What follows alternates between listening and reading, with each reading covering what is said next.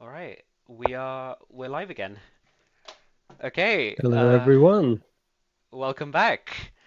So we're now streaming round eight, 2 rounds left of the University Championships 2026. Got myself and Simeon commentating this round. Do you Yeah, want to go on and if we teams look first? Look at over, the yeah, pairings let's first, look yeah. over at the cross table first. So basically, the way it is, UCL and Imperial are the only universities with a chance of winning this. Everyone else is out of the running for the championship title now. Yeah. And the pairings for today are, sorry, the pairings for this round is UCL versus Bath, Nottingham, Cambridge, Warwick, Durham, KCL Oxford, and Loughborough Imperial. So the key matches are UCL Bath and Loughborough Imperial. But we love Um, Warwick too, and we want to watch theirs too. we don't expect too much out of these matches because UCL and Imperial are at the top of the table and Bath and Loughborough at the bottom. But next round, we're expecting the head-to-head clash UCL versus Imperial. Should we start on the Warwick boards? Not too much on Okay, white, okay. yes, We but can look over Warwick quickly. So if we flick go through between the them quite opening, quickly. we've got we've got a reverse Sicilian. Actually, it's more in English. With one of these bishop b4 type of lines. I'm not too familiar with these, so I will just skip through a lot of it, but they lead to very interesting positions that you don't normally see. So the players are going straight towards an endgame where white will have some structural advantage. As you can see, black is having to play with these doubled pawns. Mm. So this is definitely well within preparation, possibly for both sides. Although black doesn't really have much chance of getting an advantage here. And Tom was commenting this on the last round, but we're seeing a very surprising number of games where at least one side didn't castle. And it doesn't usually end well for them, even in Division 1. Yeah, this is a bit awkward because you want the light square, so the king doesn't really have a place. And as you can see, Victor is opening up the e file. Mm. So Victor will enjoy a little bit of a space advantage where black might not have so many squares that he wants to put his pieces on. But there aren't many pieces left, so black has got excellent drawing chances. Should we move on to Mm. the next game? Yeah, Because this one will either unfold as a win or a draw, and it'll be a long game. yeah. So here is a difficult matchup for me because Abigail plays for my club in Cambridge, when she's not at university. And Arya is a very Aria strong plays Warwick for my player. club at the University of Warwick. So I'll still go for the opening because it's still quite early on. So we've got a Grunfeld defense where black is immediately using this opportunity to recapture d5 with the knight because there's the possibility of trading on c3. Mm. So white has chosen not to go for a typical Grunfeld and has played a more closed system. So not taking the bait and trying to make the big pawn center. Yeah, quite an interesting maneuver. Using the queen to bait out this bishop so that b7 is now a weakness. Mm. Black seems to know what he's doing here. So yeah, this is theory for both sides. And it seems to be white who's misstepped first and doesn't know what's going on. Mm. Um, but yeah, this is a very interesting and powerful dynamic position for black. So we'll see what happens, whether white's consolidating in this position, trying to keep hold of this c pawn or making a weakness out of this b pawn, or if black is able to exploit the open lines that will be created for the bishops, but white won't quite have access to in the same way, especially this bishop. And this one has a lot of diagonal, but it doesn't have many targets. Yeah. Played So a we'll see what happens here. couple more moves since. Yeah. Yeah, so here we've had knight c6. There was an interesting opportunity to try and play with bishop to a4 first. But I digress. This is just an interesting move because it takes out rook d1, and it's just a chance to get a bishop outside of the chain. Whereas playing knight c6, you lose this b5 square with the bishop temporarily. I digress. I think we should just move on, have a look later, see what happens. Because the game's not really taking a shape yet. Yeah. Okay. Oh, this is very exciting. What was the opening? The opening was a What Sicilian really Alabama. quickly. So, yeah, Black basically said, I'm not going to play into this elephant. I'm just going to play into a closed fianchetto setup with my bishop here. And White can have a big center, and I'll fight it later. You can see this, like Black's not even challenging the center. Yeah. Not some pawn two squares move to challenge. It's just letting White set up, and these pawns, Black will try and target them. So because Black has left the space in front of the pawns, Black will be able to use the pieces more aggressively. That makes sense. And the pawn levers will come out later in the game, probably. Mm. Okay. Would you say round would you say who do you think has got better overall though? Or is it too early to say? It's too early to say in a lot of these games. Edward Jackson, obviously very talented. I don't know who the Durham player is. At the moment, the position looks okay for White. White's happy, but these things can fall apart. And as you can see, it already feels very risky because White's not able to defend the center. But what White is doing is he's going after other targets in the position. So he's going after e7 instead. And there's actually a tactical set of things going on here because e7 is defended 3 times. And d4 is hanging. But if you take this pawn, what happens is that you unleash this threat. So this might not be the best move, but in a line where at some point you take on c8, you can see that there's only one defender now on e7, and e7 falls. So there will also be some very interesting tricks with the bishop capture. For instance, actually, sorry, this is quite simple. Actually, this is just the exchange. You can just trade. This is very good for White.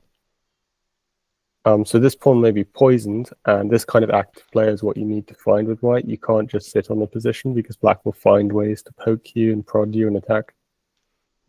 Yeah. Like free pawn, So I'd just take it. Oh, yeah, so yeah, that Black's is what having a think Black did, here, right? and quite rightly so. No, I think they have moved. They played knight takes d4. Ah, let me reload this. They haven't moved, no. Okay. I think that was That what was me. we showed earlier. No, so Black's having a think here, and deciding what to do next because his bishop g5 move is actually quite strong and restrictive. And we will see what he comes up with. But I think this is very good for Warwick, this position, on reflection. The final Warwick versus Durham game. Oh, this is very odd. So Black is down a pawn, but may be able to get some dynamic compensation for it. Even on pawns, but is this his ones are separated with the Oh, no sorry, I counted pawn. 7 for White. This is, yeah, I'm not familiar with this. So this is a Sicilian, an open Sicilian. Oh, do you know this line? So this is a hyper-accelerated dragon where Black hasn't committed to any central move. So what White can do is White can go for this kind of Queen d4 type of move before Black has a chance to put the bishop on g7, and then follow up with e5 to get this knight out of the way. Because if you don't, then it just the queen becomes a target, right? Oh yeah. But then in the ensuing positions, e6 becomes a very strong threat. Attacking the rook and yeah, attacking f7. So white can play with tempo for a while and then figure out when to play it. So here white's gone very quickly and taken on d7 after f6. And now that's how we got here. So a very unique and interesting position. I mean, being that pawns are a little close together, I would think white's probably doing a little better here, right? Yeah, so white has the advantage that it's very hard to hide the black king for the rest of the game now. So you can imagine already you could stop black from castling if you wanted to. But black has an advantage to counterbalance, which is that black has this very big center that's coming alive very, very quickly and can roll down the board. So it might not be necessary to hide the king well if white's pieces can't obtain good activity. One of the things you could observe about this type of position actually is the c4 pawn is very important. If you imagine this pawn was on c2, white would have a very good position because you'd be able to put the bishop on a good diagonal. But as it stands, it's very hard to find a place for either of these bishops. So as long as black can keep white's activity down, black will be able to circumvent the weak king in the future. So probably we'll get a very dynamic position at some point. Okay. Is that already a draw? Oh, and Board 1 as well. we have a draw in UCL versus Bott, which is interesting because likely that they want to prep for the next game, perhaps. Yeah, but possibly considering the tie breaks, we just have a look over. So the UCL and the Imperial on the same score. So if they draw with each other in the next round, UCL has a slight advantage on game points. But it would probably be best to do everything they can to creep ahead further.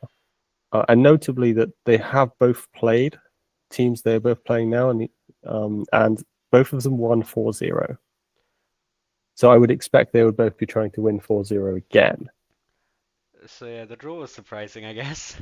Yeah, so it could turn around and Imperial could catch up on game points, and then it would be very tense because a draw would not be enough for UCL to clinch the title anymore. Should we see how the draw happened? Now, having said all that, these players are both very strong, actually. Yeah, both FMs. So having said that Bath is at the bottom of the table, yeah, they actually have brought some strong players, and maybe they just have some trouble on the lower boards, or they've just had a very bad tournament.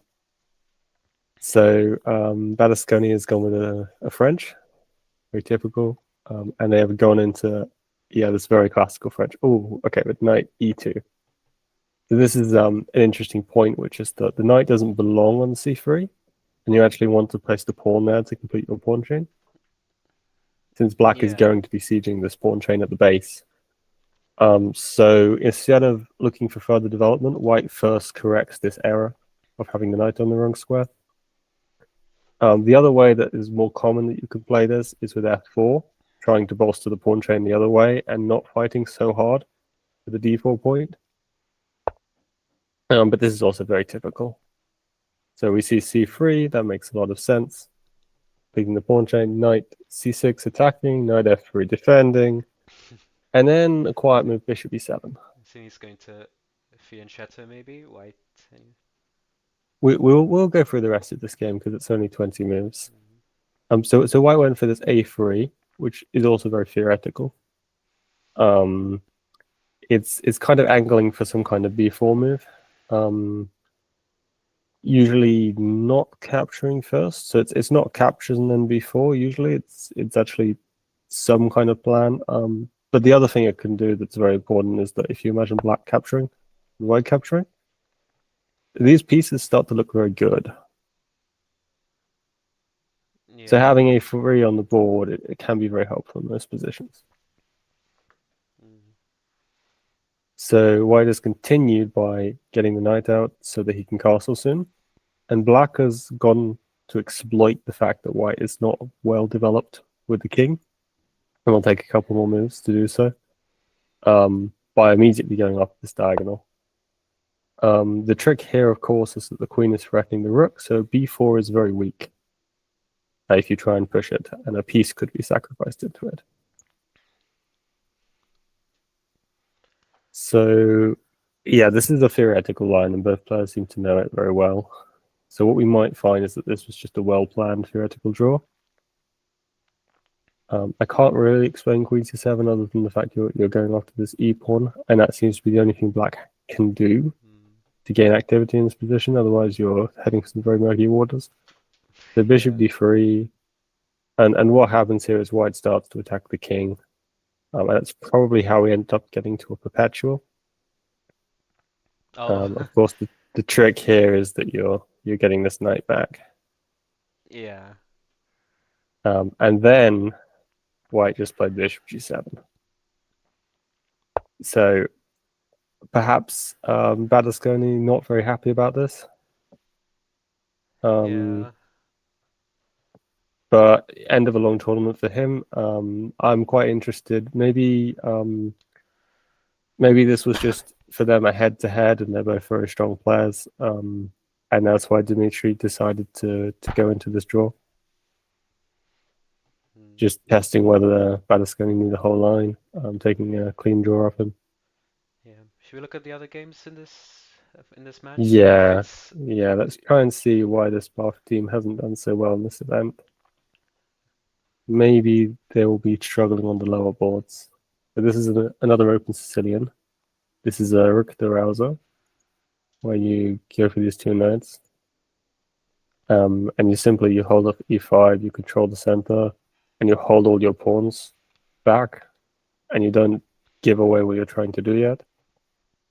The downside of this is you have actually committed this knight, because quite often you find this path is very good, or this path, because White has given up this d pawn. And that means that to control squares on the c file, he needs to use the b pawn, but then the c file becomes entirely weak. So these knight outposts are very good on the c file. So we see Aditya Verma going for quite a classic fianchetto line. Very solid for White. And then knight d2, yeah. So this is the kind of setup you can play against almost anything with White. It comes up a lot. And you can build an e4 repertoire even around this if you want to. Play into a lot of openings. And then a very quick knight d5. So that's very interesting because it blocks up the bishop. Yeah. Whilst Black's bishop is very active. So you'd probably say this is favoring Black a little bit more, right? Yeah, it's quite tough to evaluate because White has all the space. And Black might find it a little bit difficult to coordinate and play against a specific target. Whereas White does actually have some clear targets.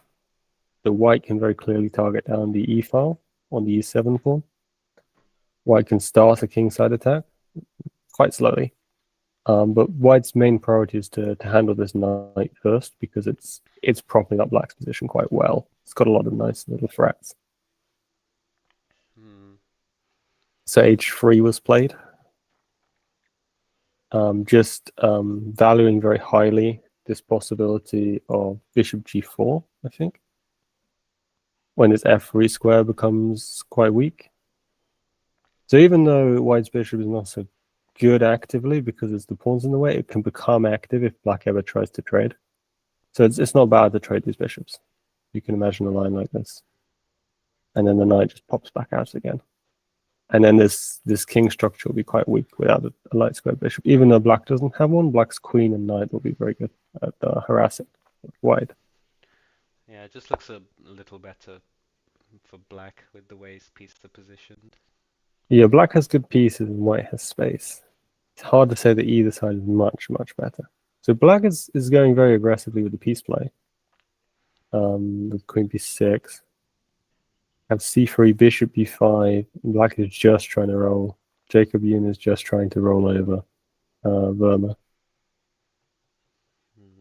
So Verma counters back with a4. It's very nice. Bishop b4. I was skimming through this because we were going to run out of time.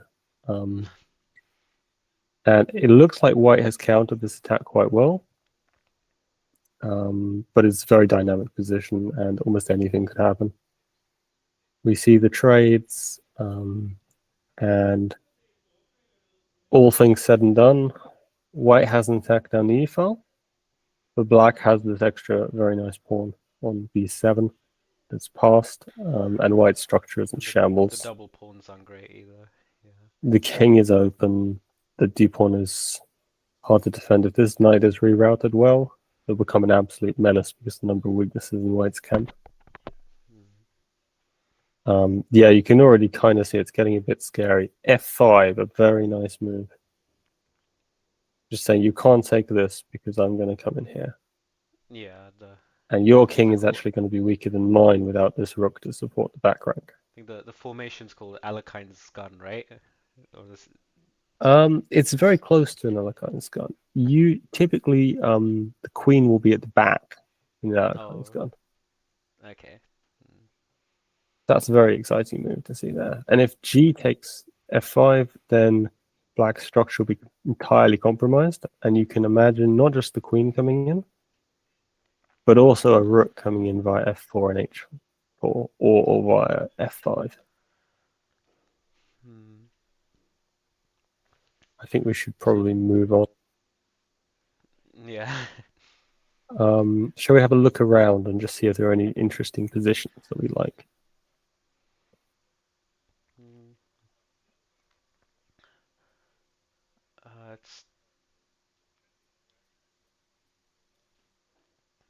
So you have a look, and you point me to one if you see one that looks really exciting. Let me get these up. So this looks to me a little bit like Spanish. White is going to have some strategic play.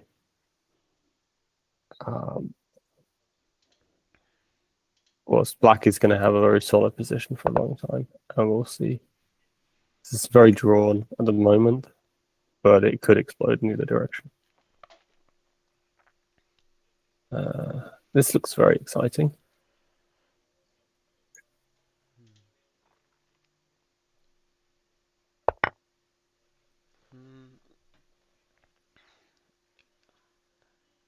The bishop's not a great place, is it?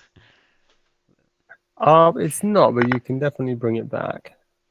Trade them off. This is very exciting. Black has an interesting structure, and white has no structure at all. No. This king is completely out in the open, but somehow safe due to the f-pawn blocking the file.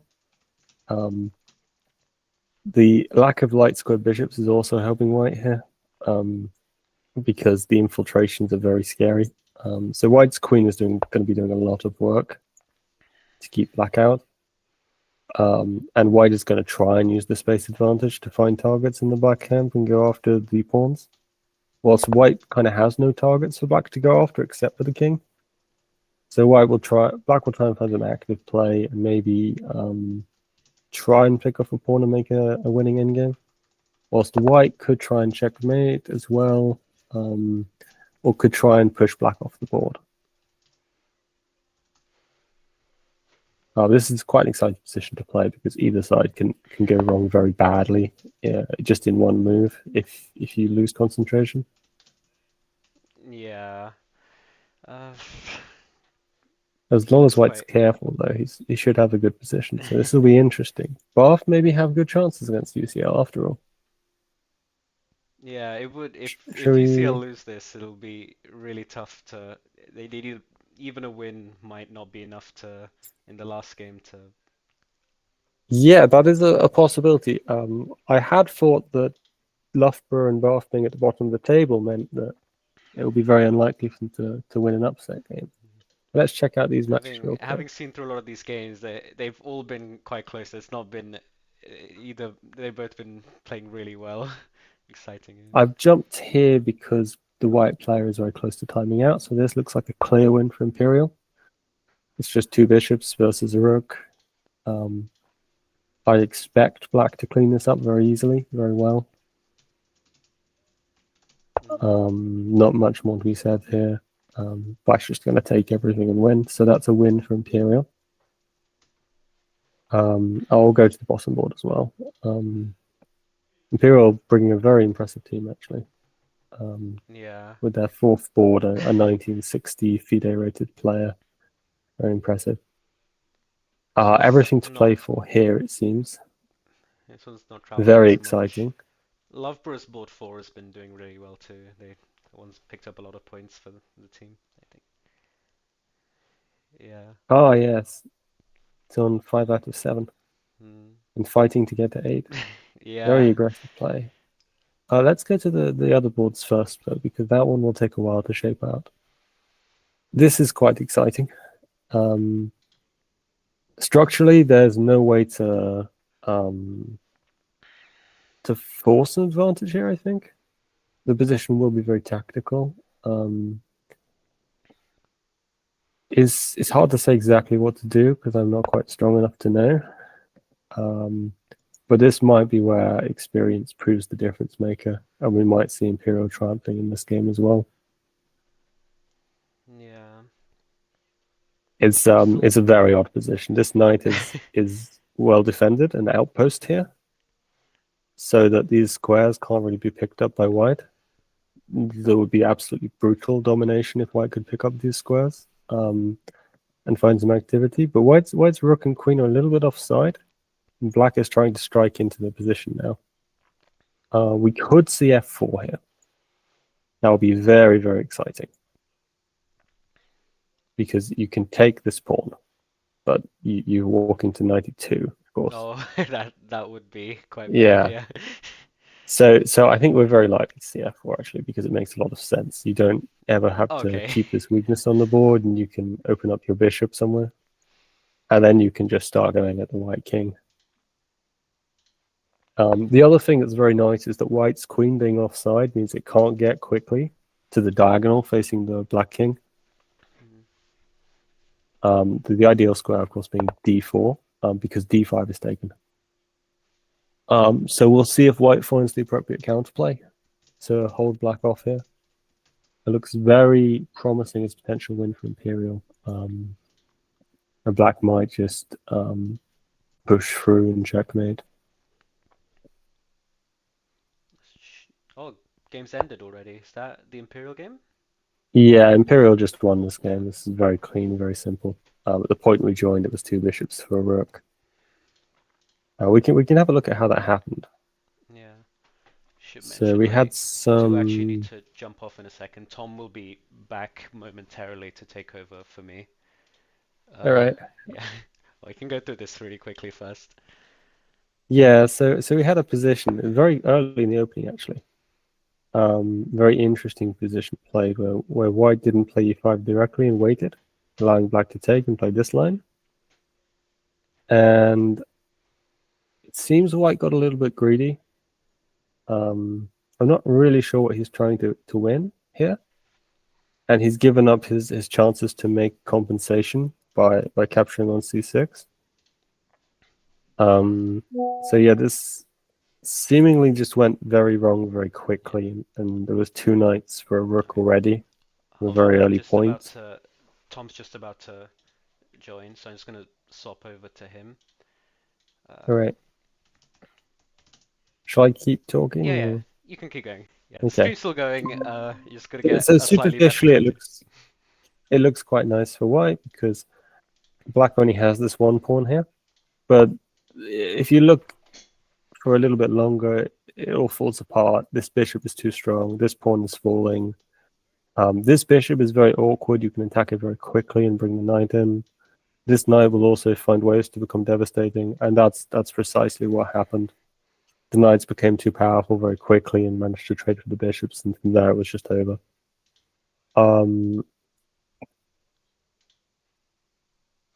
Tom, are you there?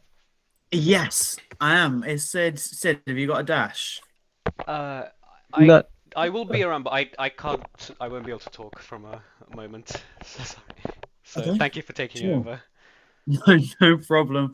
Where are we up to in the round? I guess we'll come back. We're closing out on round 8. And we've got most of the games are still going, but a lot of players going down to 30 seconds, getting low on time. Okay. So what we've seen is some interesting and close games between Bath and UCL, particularly this fourth game, which could get quite tactical, and Bath has winning chances. Although I'm not sure anymore. I think Sue Edison is hanging on now and is probably potentially getting towards the driver's seat if he can get all of his pieces back out and start bullying the White King. Yeah, But definitely. I mean, I like that move. After A4, I can see it suggesting Queen B8, which is quite a funny idea. I guess trying to defend E5 and then you're going to shuffle the king into the corner. But no, I agree with White's king on with the black king on C7. That could be a bit safer than White. So yeah, maybe some chances to counter attack this. Queen A6 played, very exciting. So this strategy is quite important because you need to get your activity. And White may now have time to, as you can see with the arrow, actually hide the king. Okay, interesting again. So yeah, this is a very exciting game. And we were talking at the beginning that UCL and Imperial are the clear leaders and they're neck and neck. And they're very, very favored to win these games based on the standing, these rounds, this round. But Bath putting up a lot of resistance, clearly. Yeah, that looked like, and I think we flicked on before. I think Bath have sort of been a bit unlucky with some of the games, but have a strong team. So probably a bit more of an uphill climb for UCL to get back. What's happening with Imperial on the other boards? Yeah, I was just gonna look over these boards and see if we could see any chances for Loughborough. So here, Bottazi has played very actively, very well, and seems to be not a piece up, but entering an endgame where he can't lose. But big props to Oliver Howell for ending up a pawn up out of all the complications. When we last saw this game, Black had just played f4 and it was looking very dangerous. But it seems that White found this way out with Queen g5, just capturing the pawn, ignoring all of this pressure bearing down on the king. I'd be absolutely terrified. I was sitting in White's shoes here, but cool as a cucumber. Queen g5, and Black couldn't find anything better and just went into these trades. And Rook c4, really nice move yeah. as well. So really probably fun. Black thought he had this when he could captured the queen. Mm-hmm. But no, Rook c4, so that when the knight moves, you can capture that bishop, and Rook c2 doesn't win. And even more crazy, knight e3 is not working. That is. I don't know whether that's luck or just skill. But what an escape by Oliver Howell! Wow, this might be a very important game. Yeah, it could well be. What's happening on the other boards? Yeah, so Imperial have one on board 3. Mm-hmm. This was quite a crush by Black. On board 2, Imperial looks to have just gained a massive advantage. So this probably is going to go Imperial's way too. We're just winning the c-pawn, I guess, in that position. It's not more complicated than that. Oh, and board 4, yeah, it's just too much material. And there's no mate with these pawns. Imperial seems to have crushed on every board, actually, so maybe not such an important game after all on board 1. Again, Imperial is crushing here on board 4. And Loughborough, sad, is also running out of time as well. Bad position and no time. So very, very valiant play by Oliver Howell. May get a nice win against an FM today, but team's not keeping up, it seems. Shall we jump back to the other match? Yeah, let's do it. What's happening there on board two? I can see the bar is getting quite excited. And Ooh, very nice by DC Verma. Very strong player, actually. No title, but a very strong player.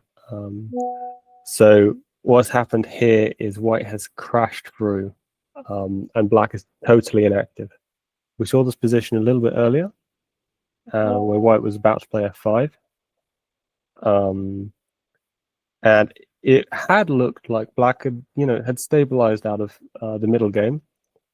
Just needed to reroute this knight and would keep this bounty pawn that would keep White honest by always threatening to push this pawn and make some danger. But White has seemingly crashed through on the king side. The F5 is a very nice move because the queen can be deflected or the pawn can be deflected. And either way, you just can't continue to play this. So Black had to try and regroup, but the pressure just kept on building. yeah, that looks and that Black Knight as well are completely offside on c3. It sort of looks like it's doing something, but yeah, Black's army is just completely split in this position, and you're going to break through on the king side. Bishop g6 a really nice move, and you're just getting there, aren't you? Yeah, so you see this knight is hanging, but actually White didn't even capture it. I love the move knight e2, as the computer suggested. You know you're in trouble if you're going. Yeah, the computer doesn't want to play any longer. Yeah, computer's going sod it, just absolutely cutting the queen out of the game. Yeah, that is. So White has been keeping this pawn on f5 to block this, and now after all the captures, just blocks the queen out fully. So White's just going to convert this. A nice victory for Bath, which puts UCL in a very scary position. Yeah, so on board three, I mean, maybe they've got a chance to equalize there. Pretty low on time, but White having a bit of a bind. Yeah, White's got a bind, but it's not. There's no material advantage yet, so he could drop things. It looks very good though because the B pawn is nearly lost. Yeah, we're going to snap but shepherding the B pawn through for White will take a long time, be very difficult. And finding attacking chances against this weakness here is unlikely without the dark side bishop. Okay, Black captures. Not wanting to get slowly strangled. Just wants to lose a piece instead, I guess, after rook c6. How are you? Yeah, how are you defending this knight? Maybe this was more complicated than we thought. Well, I thought maybe Black should try and grovel. Yeah, never a fun prospect with 2 minutes left. Losing the piece looks very scary. And again, Black just has no access to targets. Mm-hmm. There's no real weakness in the White camp anywhere to attack. And this is just sort of how these roller pass games go in Spanish. White can just crush and bind like this. Yeah. Did this start out as a Chigorin or something similar? It definitely was a Ruri. Yes. This was just the main line with knight c6 immediately. And eventually d5 was played.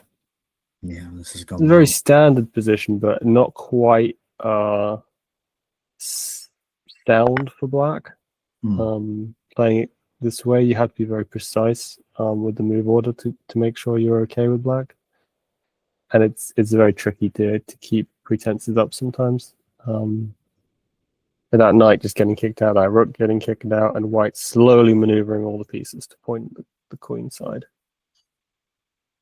And there's no real big break that Black has here to get out of it, except to keep trying to play the position.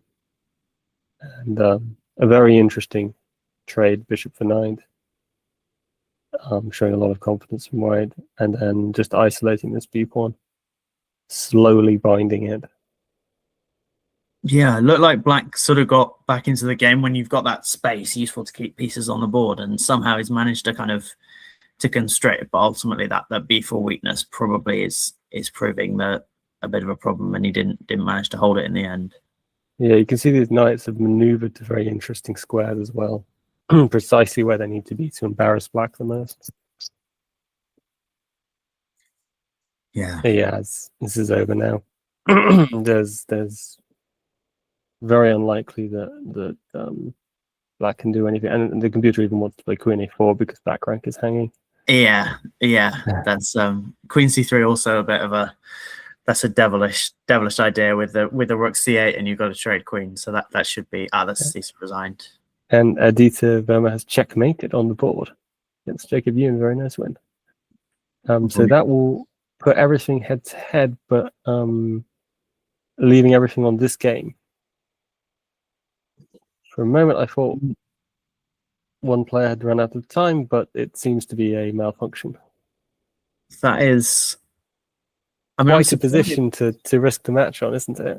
It is, yeah, and I'm surprised that it's so positive for white. I mean, you can see with those 2 pawns on the king side, if you can start rolling, that's got to be good. But I just feel like I'm going to lose a rook to some sort of check and a fork in this position. Yeah, no, white Bath might be winning this match. H7. Very interesting. Queen h1. With the idea that you can skewer the queen and try and make something here. Of course, this is very hard to draw. And likely will still be converted, but that's a very crazy suggestion. So he's looking to sort of trade h7, I guess, for e5, and what white's thinking is, if I can get some queens or some pieces off the board, this is going to be a bit easier to convert. So that could be a decent option. Obviously, white threatening to queen at the moment, so you've got to pick. It's a very hard move to spot. Black has no time to play it. Yeah. Okay, black is just curled up further into a ball. Black is hoping for some outside resource here. It looks like white's just going to roll him, the pawn roller. I love it's very hard to make any checks.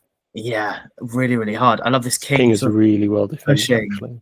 It's great, isn't it? With the king, like, you generally see this in an ending with rooks, but with the queen still on, the king moving up the board with the pawns, that's a really, really nice construction. Yeah, Zero's just taken off. It's looking for ways to poke in, but the king moves to g4 and you still can't check it.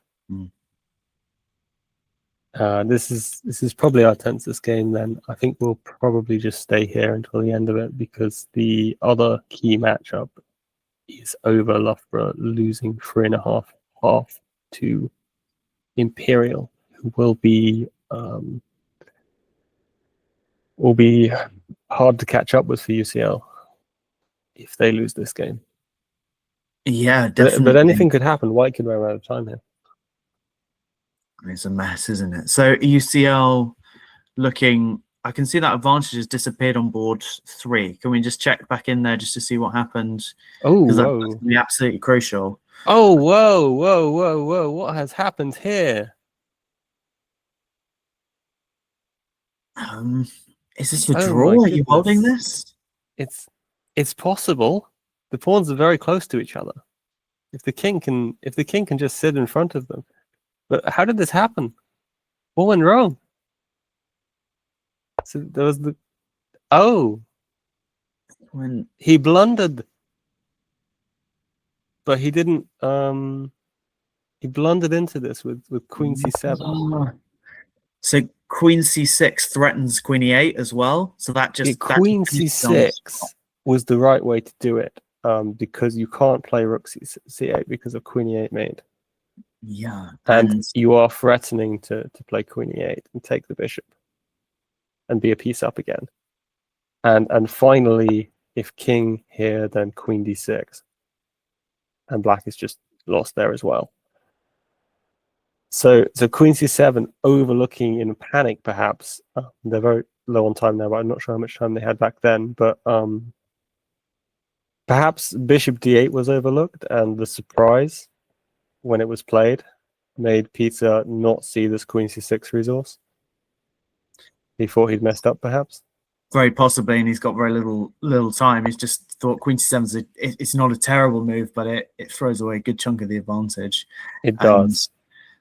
Yeah, I mean, even though in this position black is 2 pawns down, because we've got those opposite color bishops, is really hard for white to break through on the dark squares. And yeah, and this pawn this is is in the easy. way. White Yeah. can't make these aggressive moves and create targets for black to defend. Normally with a queen and a bishop, you can sometimes win by just attacking the king and making targets and making a distraction for your passed pawn, but doesn't seem to be possible here. And white actually choosing to go into this endgame because he can't find anything better. I hope we've got more. White's made Very some exciting. progress. Yeah, white's made a lot of progress here. So just to recap, Bath won board 2. UCL made a book draw in board 1. Very interesting. So now UCL is looking to try and win this opposite bishop endgame and level the match before finally resolving this position. But we thought UCL were going to clear this match out, but now they're the ones fighting back. Yeah, and trying this to get the white's draw. advantage has disappeared. And White's advantage has disappeared here. What's happening? Is it a perpetual? You just circle around the king and the queen and you check them over and over. Yeah, that's and we said like that weak king. I mean, it's like engines can play this and avoid getting sort of hit with these checks. But yeah, I guess this is just a draw now, and you can keep the queen on the top. So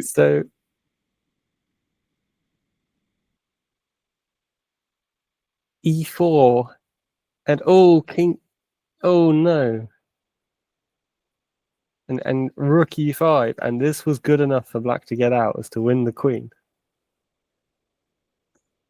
And the pawns are so strong, this was still good enough for white to keep promoting. You're lucky. It's a draw. Escape, they've now made a draw. So everything is now hinging on board 3 unexpectedly. With this opposite bishop endgame. Now white has 2 extra pawns. Yeah. And these pawns are totally blocked up, but white has to find a way to push these ones through. And this might work out for white, because the white king is completely dominating these pawns, and the bishop will have to stay and defend them. Whilst the 2 pawns and bishop will be able to defeat the king. So maybe white will win this. Yeah, and that would tie the match. UCL UCL are not going to win the match. So that means that Imperial have definitely stepped ahead of UCL, and UCL will need a win in the next match against Imperial in the final round. So that's going to be a crunch matchup in the last one, with Imperial only needing a draw. Very exciting. And if UCL do not convert this endgame, if Peter Carroll fails to win this position, then UCL will not just need a win, will need to win on game points. We'll have to check the game points to see what happens if they draw as well. UCL were in the lead previously, but Imperial have just won 3.5. So Imperial may have leapfrogged them and have the tiebreak. Oh no, sorry, I'm being silly. Of course, UCL will have to win the next match. Yeah, and white pushing pawns here. We've managed to get rid of that those obstacles on the dark squares, and we've got 2 passed pawns. So this should be a tied match after the march. Yeah, Space Invaders time, and that's basically over, isn't it? Yeah. Shall we do a recap on how this endgame turned into a winning position? Because this will be a good masterclass for anyone interested in how to win opposite color bishop endgames. Yeah. So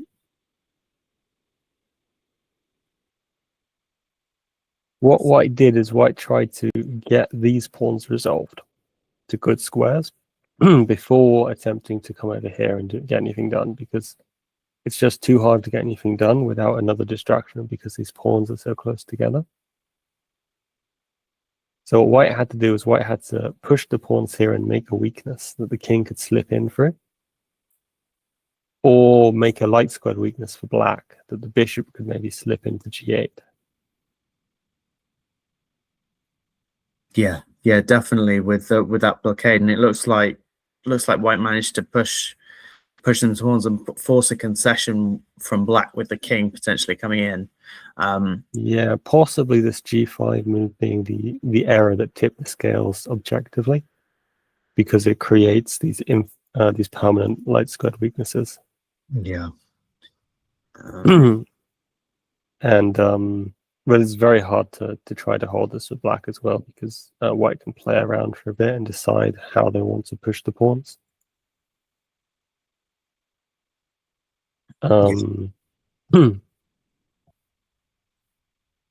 Definitely, and then once you force that concession, that clears the way for the king. Yeah, and we got to this, and then it became inevitable that the black bishop would be stuck guarding these pawns, and then there was not enough defense anymore. Yeah. Should we jump over? I can see yeah. What do you want to look at? Playing.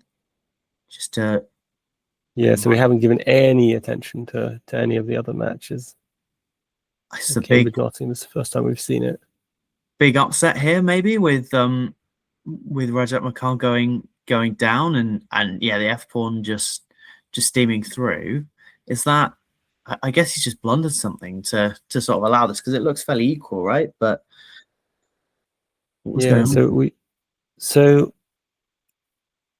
yeah, this is an interesting one, because it looks like black has better pawns, because this one here, this g pawn, is so inactive. But these pawns are on light squares, and it's the light square bishop endgame. So they're the only targets. So it looks like what happened was white found a way in to target those pawns, whilst black's king was all the way over here on the queen side. Possibly also this a4 move created a third weakness that was too much. That's probably it, right? Because I mean, he's trying to just sort of get a bit of a clamp, but yeah, that just gives too much. They were shuffling, but then suddenly, despite having a lot of time, Rajat blundered the pawn. Very odd. Just played king d5. I guess after bishop d1, he was worried about king d2, and then you're split between h5 and a4. It says there's a defense. So, king e7, and you've got to hit that bishop. King e7. That is really, really tricky. But he probably very pretty. Yeah, it's very study-like. You've got the two squares on the board that attack this a4 and h5. Yeah. Is d1 and e8. They're the only two squares the bishops can actually be on to do this attack and defense. I mean, that's very pretty, very study-like. That is amazing. But I'd be worried about the king and pawn ending as well here as black, and thinking that, like, whether I'm in time. So there's a lot of calculation to do, but maybe. Yeah, but black will be in time to defend, and actually will win this if you take. Oh, that's easy. Because of this pawn and this pawn. This is much better. This c pawn is much stronger. But interesting, because you go bishop g6 and bishop g4. Oh, we're okay. Just barely.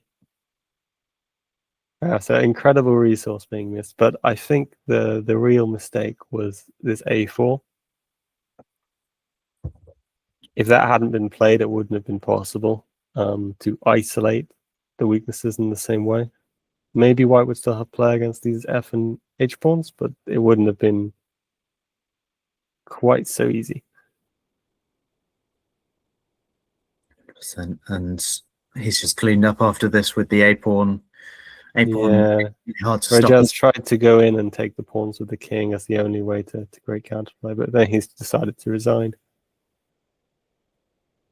Yeah, after maybe a lot of us would play on for a bit here. Yeah, it depends who it's against, right? If it was against Rajat, I'd probably shake hands. But yeah, really nice endgame technique there from Nottingham. So that looks excellent. Have we got all of the games around? Yes, we do. So we can look at the overview scores. I don't know how that looks on the stream. Yeah, that looks fine. We've got everything there. So UCL being held to a draw, really, really important result going into the last round. That'll Very take them out of the top spot. And yeah, a big win here by Aditya Verma, crushing Jacob Yoon in a close Sicilian kind of middle game. Sorry, an open Sicilian with the d5 pawn against the dragon bishop. Mhm. The top FM matchup, Dimitri making a draw with white, maybe not the best decision for UCL, but maybe that was the board that they didn't want to try and win on. But it came back to them with board 2 and board 4 not going their way. This game particularly important with white almost crushing actually, but black finding some last minute counterplay to survive. But could have gone either way for a while, especially in these tense situations where this king was out in the open. There are a lot of weaknesses on the board. An escape, strangely, for both players, I would have thought. But yeah, White probably kicking himself a bit that didn't go down. And yeah, I mean, lots of teams out of contention, but Oxford with a good, really nice win there against KCL. That'll probably sort of catapult them a bit up the standings. Yeah, Warwick with a draw, lots of decisive games, but yeah, draw between Warwick and Durham. And yeah, well, where have we got? Can we have a look at the standings just to see where? Yeah, White winning on every board in that match. Warwick versus Durham. Yeah, Imperial clearing out Loughborough as well. So if we check the standings, they have been updated. So we now have Imperial leading over UCL by 1 match point, which means that in the head-to-head matchup we've got next in the final round, UCL will need a win to come out on top. Perfect. This also means that there cannot be a tie-break. Yeah, must be. So it's got to be if Imperial draw or they win, that closes it, and equally UCL win will take them ahead on match points. So yeah, a sort of big crunch game. Do we know what the individual pairings might be for that round? I guess they're not up yet, but yeah, crucial to know who's playing who. We can have a look at who they were playing in the last round. So Bottazi will be matched up against Dmitry Minka. Jacob Yoon playing David Tran. Roman Kovalavsky playing Peter Carroll. And Edison Zhu playing Pek Mesrukian. So a lot of very strong players there. Only one player with a rating below 1900, but probably a very strong player still, Edison Zhu.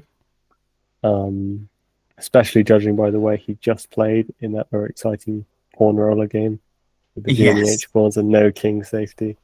Definitely not even a dark horse. Definitely a strong player. Yeah, I know Edison. Like that. He's good. He's probably sort of 2100 in terms of actual. Yes. So that'll be a really good match. An important reminder is that these ratings are FIDE ratings, not ECF ratings. Yeah, really important. And you have a lot of people who are underrated on that basis, which is why some of them don't quite match. But yeah, what are your predictions for that round based on the pairings? They might try and switch boards, but yeah, what do you think's going to happen in that final round?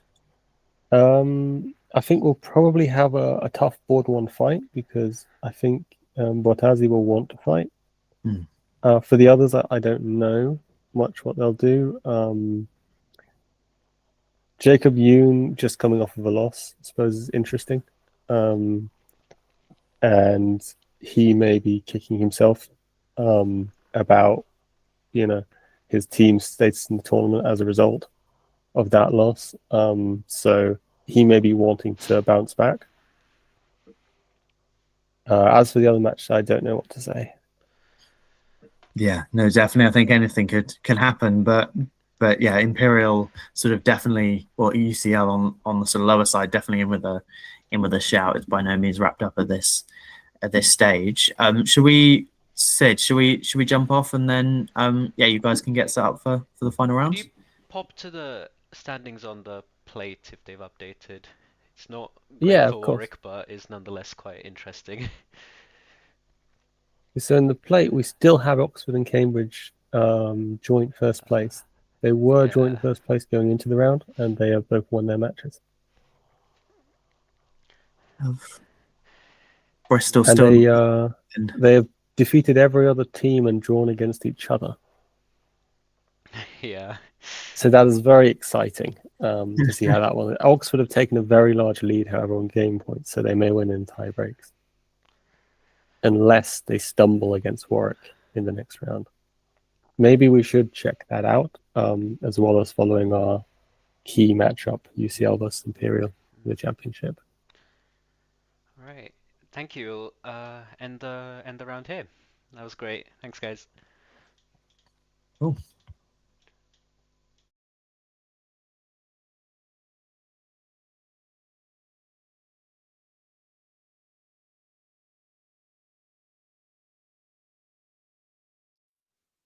Yes. Great, thank you, Sid. Thank you, Sid.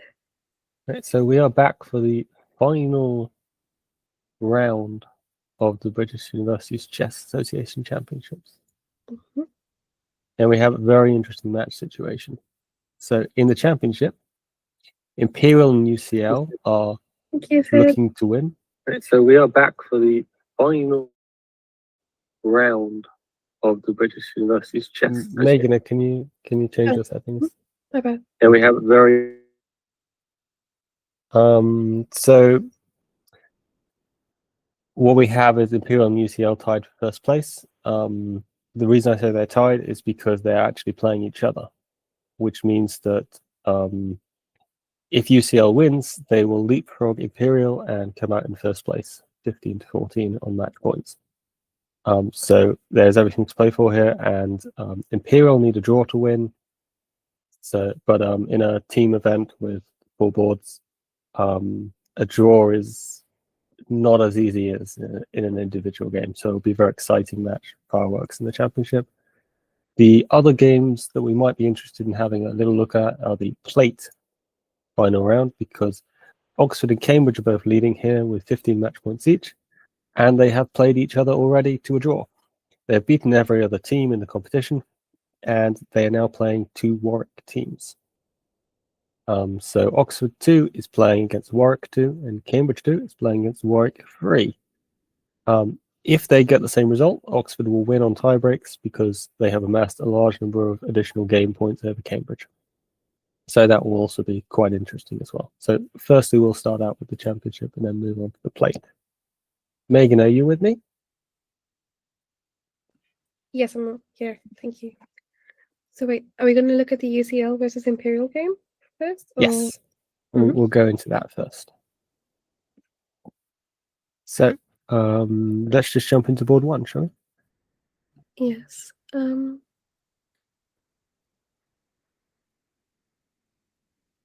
So this is an open Sicilian. And this is a Sveshnikov. Oh. And Bottazi going into this very thematic line from the 2018, I believe, World Championship, the Fabiano versus Magnus event. Yeah, he was playing Sveshnikov quite often. Yeah, so this was the supercomputer line that was discovered quite near to the event that made Magnus want to play this opening some more. He played this opening a lot when he was up and coming as well. But you play Queen B8. And there's actually a repetition here, I believe. I forget exactly what it is. But you kind of go Queen D8, Queen B8, and maybe Queen A4. I forget though. Yeah. But before this, this discovery was Knight G6. So like 97, Knight G6. People thought you couldn't really play this with black soundly, but it is actually a sound opening. So white has just continued getting the H pawns out, so threatening to harass this knight, and Does black just have a castle? Yeah, so black does want the castle, Yeah. but black just can't find a square for this knight, so that strategic principle takes priority. Mm-hmm. So black will struggle a little bit to castle while this pawn is under attack. Yeah. But so will white, actually. Mm-hmm. Oh yeah, that makes sense. So what will happen is we'll get into a tense strategical fight. And in theory, white is pushing on the queen side. Mm-hmm. And black is pushing on the king side. But with the way the pieces are set up, the queen sitting out in front of the pawns, and black's piece is already here to fight on the king side. Mm-hmm. The strategic factors and the tactical factors coalesce a bit, so it'll be a very interesting dynamic position, and maybe both sides will be rerouting their entire armies later in the game. Yeah. We have a comment from King Crusher, who appears to also be streaming the match, perhaps.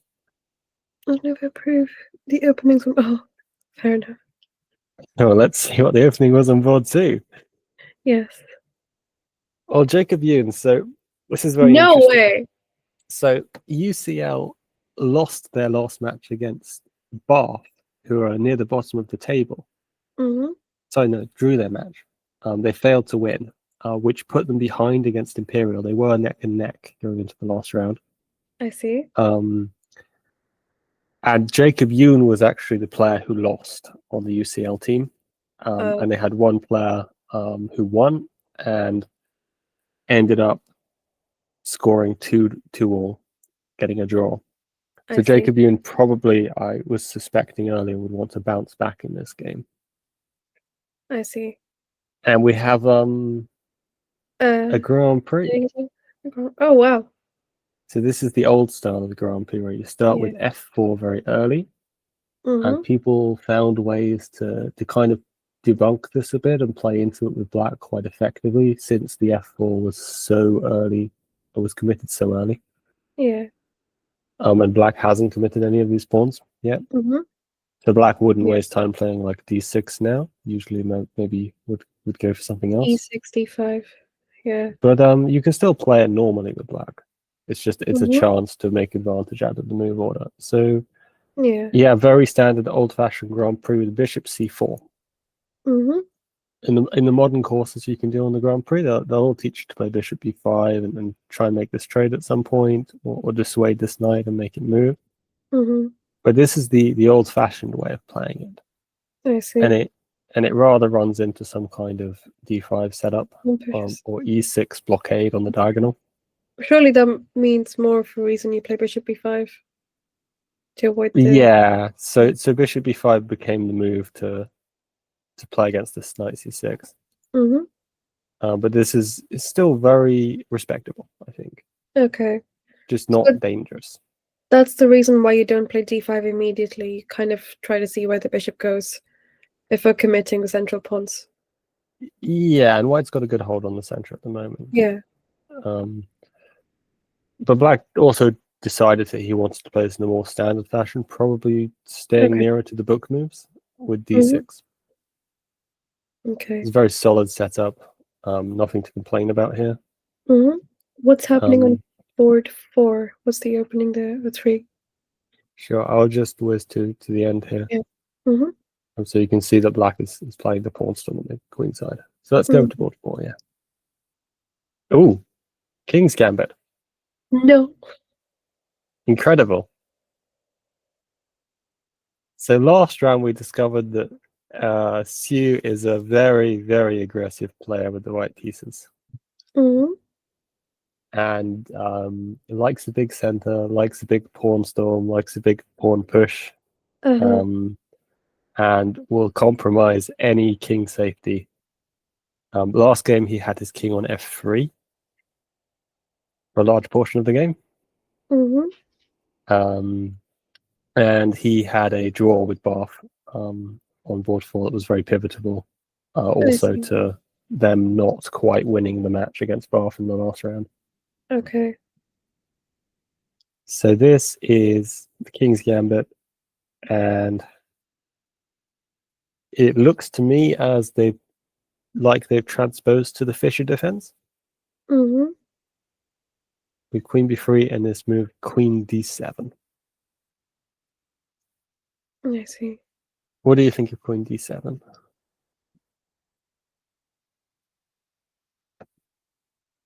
a very interesting move, isn't it? Yeah, you're So he blocking your blocked in the bishop. bishop. Yeah, so black is gonna really focus on the strategical factors and this extra pawn and this domination of the dark Yeah. square bishop the white has. Mm-hmm. And sort of forego quick development. Seeing that white already Okay. had pressure. Oh yeah. So Or black's not going to go for a fast development, but he's going to go for a solid development. I see. And I see. white is going to grab the center. Mm-hmm. So what black has to be careful is not to get pushed off the board Okay.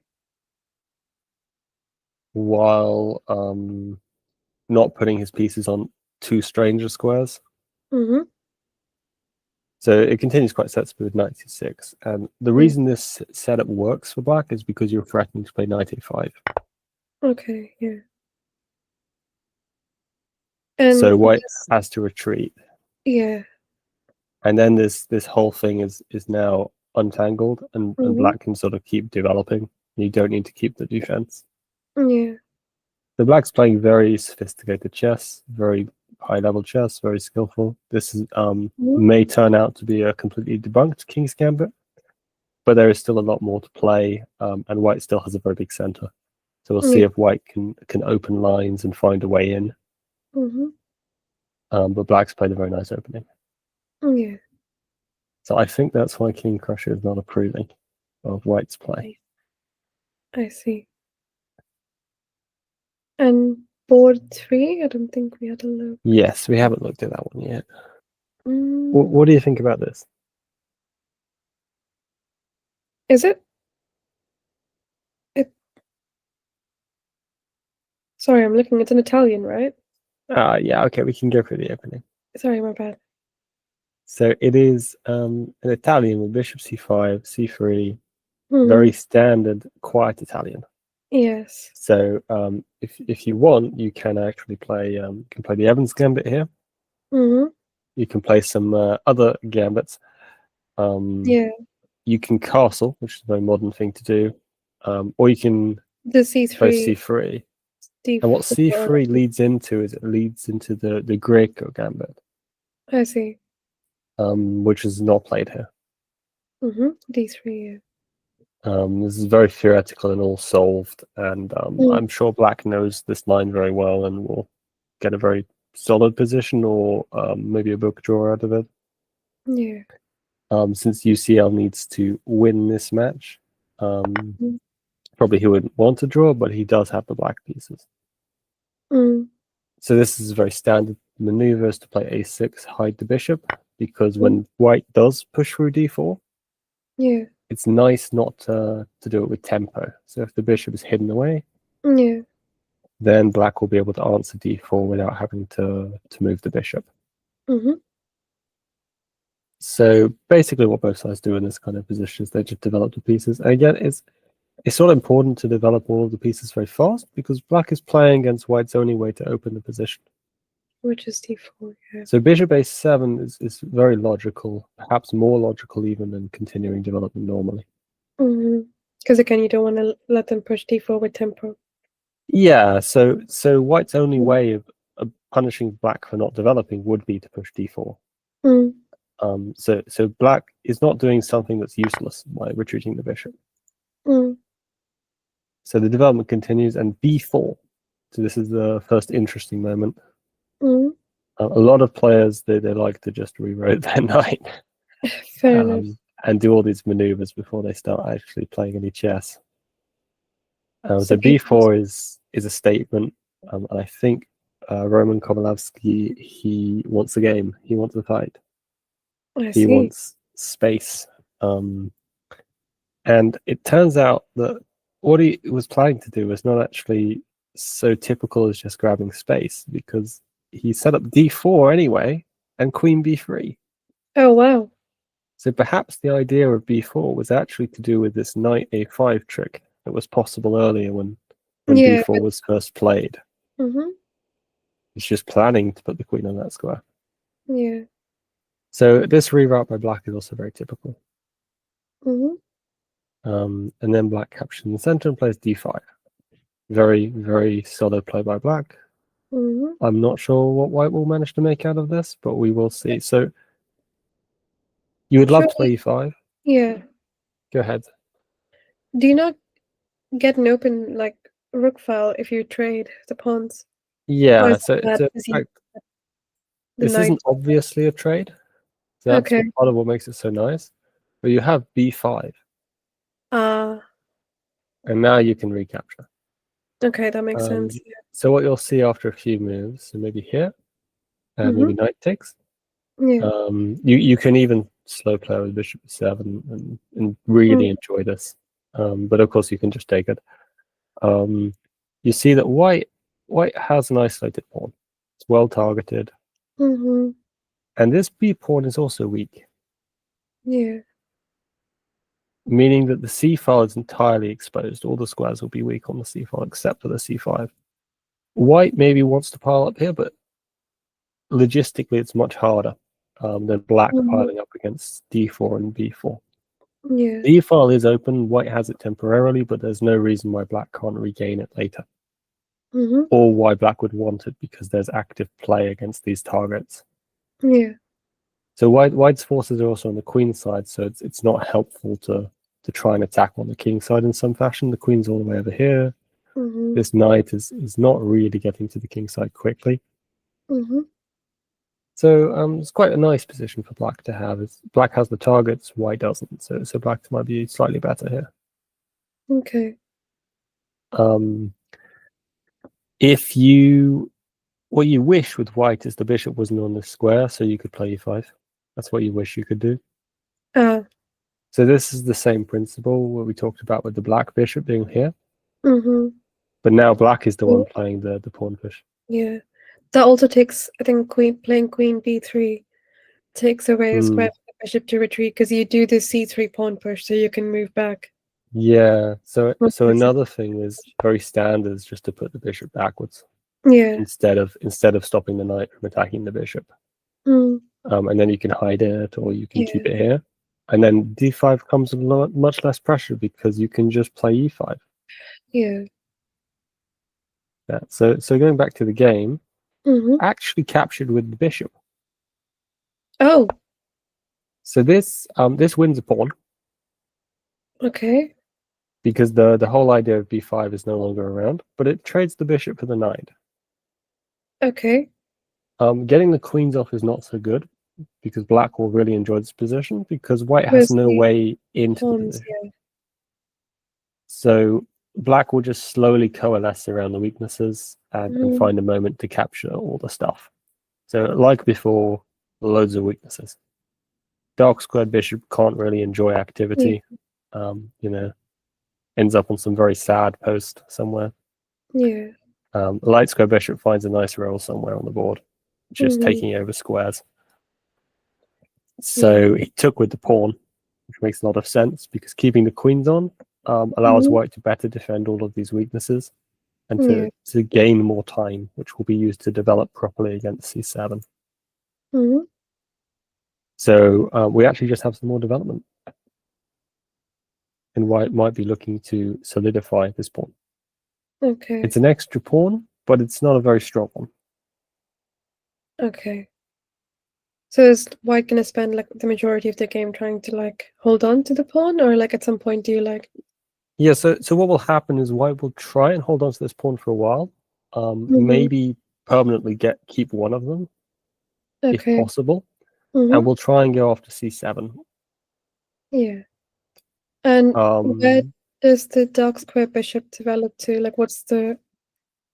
Yeah, so it's interesting. You can't go for a typical plan with a bishop f4 if the knight was on f6. Yeah. Because the knight now guards that square.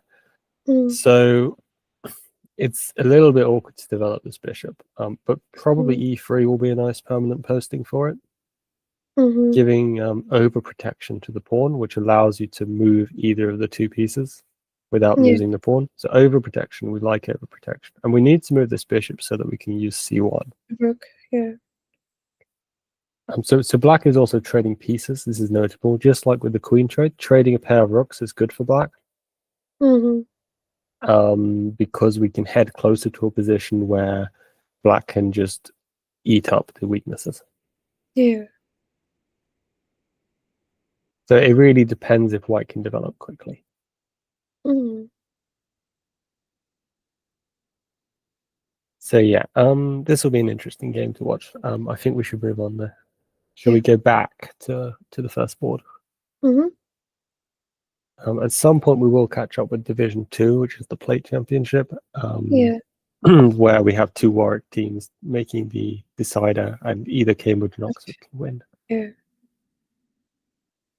Exciting stuff. Ooh. Look at this.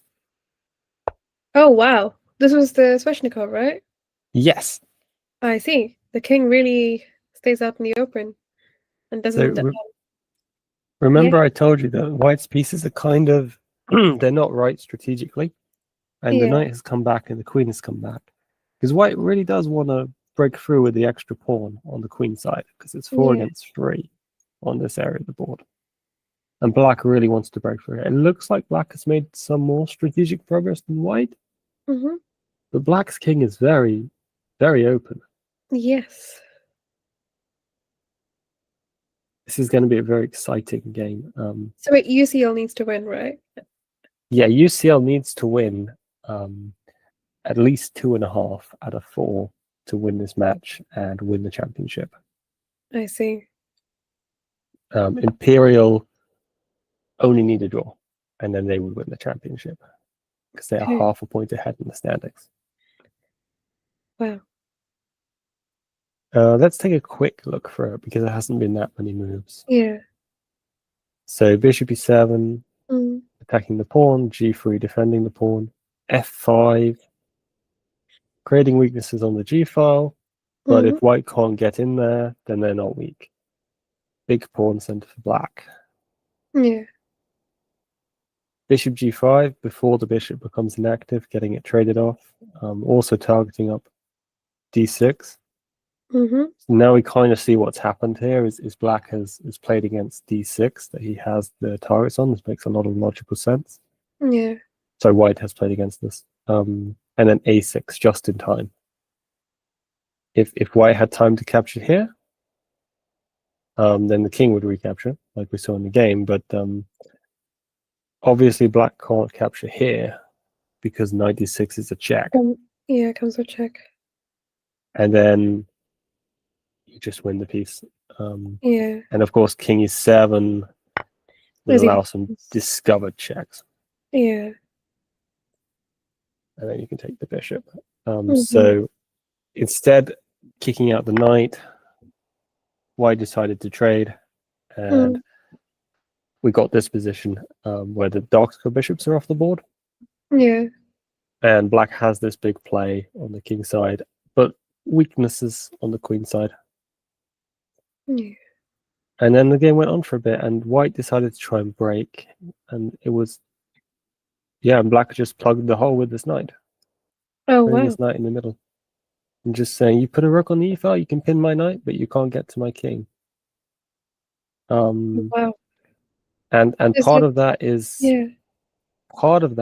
if you play around with black for a bit, you can actually lose this knight because this pawn is pinned. Oh wow. Everything's pinned. So this works strategically because a5 will Yeah. root the queen, and if you go for something like this, you'll just lose the pawn. Okay. So black knows that white's queen can't be in here. So black is definitely within book understanding, if Yeah. not probably not book moves, but has a Mhm. very good understanding of the system that he Okay. is playing, as you can see by the very bold g5. I see. Completely undefended, by the way. Oh yeah. No way. So black doesn't need to defend that because it's en route to white's king, and capturing it will just be too much.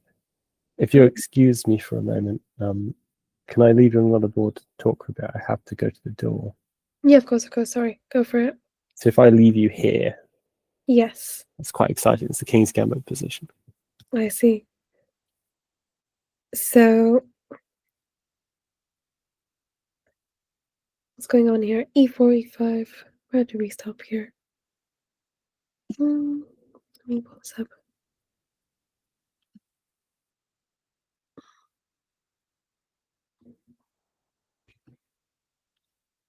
Mm-hmm. So obviously blacks played d5.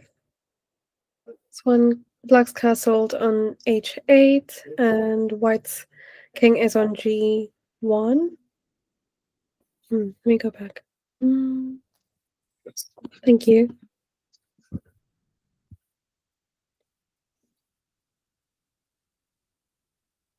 Let me go back. Hey, Hello. Yes. you right? Yeah, I'm good. So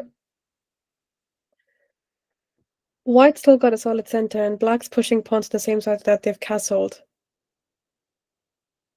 Yeah, And this was the King's Gambit game. yeah. White's pieces are still not developed, no? Like, is that Yeah, this bishop will always be a problem as long as the pawns stand. Mm-hmm. So white's trying this. Mm-hmm. Oh, I see. So white has all these lines, Mm-hmm. and it has the knights quite far forwards. Mm-hmm. But black's position is just generally solid. So black will maneuver for a while before black can really try and take tactical or initiative advantages. Mm-hmm. But black is very solid, so black should be able to just maneuver and get all the pieces active, and then finally break white's initiative and active center. Yeah. And white really has no proper way of dismantling black's position. There are no real weaknesses. Yeah. Even though that black's pushed all the pawns on the king's side. If it's solid. Yeah. Yeah, I mean, black's got Yeah. these two still back here, and he's got the bishop. And white's also got weaknesses. This is not a very strong setup either, but these pawns are unchallengeable. You don't have a way of breaking them without making sacrifices, and all of the black pieces are ready to defend. Oh yeah, and there's no way for like white to like actually capitalize on the pawn weakness as well, because they've also castled on the king's side. And you don't really have any pawn breaks. Yeah, you could maybe imagine the king on the queen's side. Yeah. And then really going crazy. Yeah. But it would still be very difficult to break through because it's 2 against 4. Yeah. Usually when you're maybe 2 against 3 or 3 against 4, you can kind of do it, but these double death pawns are very good at stopping the attack. Because you don't have to open the H file with black. You can sort of just capture stuff this way instead. Yeah. It's very solid for Herc Misprian. So wait, how does black capitalize on this though? As in like, Well, what black will do is black will slowly develop. And white will just drown. I see. But there is a lot of play here. And white has to use the activity that he does have to make the position work. Yeah. So trading off key black pieces like the bishops and making threats to start a kingside attack will be white's rebit here. As well as finding a job for this bishop. Yeah. So this is the move right now, f5. Yeah, this is very logical as well because it means the rook is now joining the pawns. Oh yeah, that makes sense. Black might be the one opening things up on the king side. And we're kicking this knight out. So that's what we're doing here. The knight, This is actually a very important moment tactically. And yep, he's gone for A takes B7. So if you don't get that trade in and you just move the knight, then B6 hits the knight again and kicks it out. Whereas if you start with B6, and then you get different shenanigans because E4 isn't protected. Instead of going this way, you can go this way. And the idea is to win this rook. So you can block here, but there's always C4. It's very crazy. But this is the kind of crazy play you have to imagine as white. And the reason he's punted his pawn all the way up the board is because he can see... the reason he's played A6 after queen C6 is because he can see this trick. with the Hmm. bishop. Yeah. It's very exciting. Mm-hmm. So we've had a few more moves. We've had bishop takes and knight c5. Mm-hmm. So like I told you, white is getting activity and trying to trade knight for bishop. Mm-hmm. So he's now made a weakness over here. Mm-hmm. And Okay, interesting. So defending knight d6.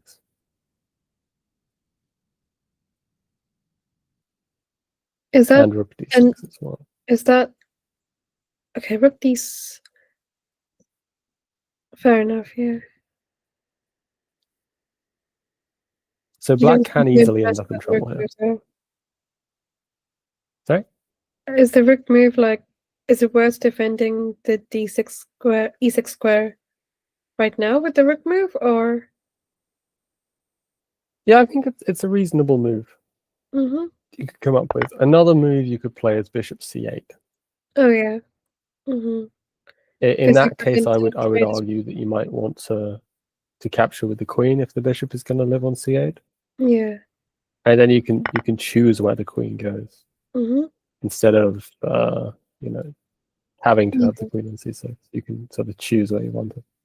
Mm-hmm. But he's got a different route. He has decided that he wants to defend with a rook, bring the Mm-hmm. other rook over, maybe to g8. Okay. But I'm not sure how he's going to contend with the a7 weakness now. Mm, So it perhaps. looks like black's only in this game is going to be to rock white on the king side Mm-hmm. because of all these weaknesses forming on the queen side. Yeah. So very convincing play by Edison Sue, actually. Mm-hmm. So almost justifying the king's gambit. It looks like a good king's gambit to me. Let's go back to this game. Could we look at how Warwick's roughly doing? Sure. Do you want to look at the plate matches? Yeah, just to like kind of roughly go over how they're doing in the first round or the second one, because they're playing against Warwick and Cambridge and Oxford, right? Yeah. Yeah, so How we've is this the one got against Oxford? Warwick so we've got 3 versus Warwick 3 against Oxford. Mm-hmm. Oxford are of course in the top position and need a win or a draw, but mainly they're competing with Cambridge, who are playing the other Warwick team. Yeah. So over here we got quite a complex position. Warwick has an edge, Mm-hmm. but it's not set in stone yet because it's after all it's black's turn and there are a lot of interesting things that can happen. Yeah. You could surrender this Mm-hmm. and just win a pawn. You could take this bishop. Mm. So possibly exciting, possibly not very exciting endgame there.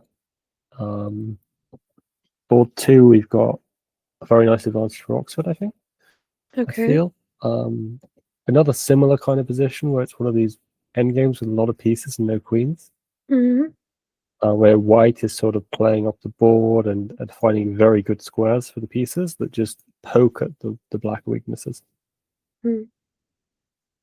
So a possibility for another win for white with the same thing. We've got a draw, which seems to be a queen's pawn opening position where they've just traded everything and decided not to play the endgame.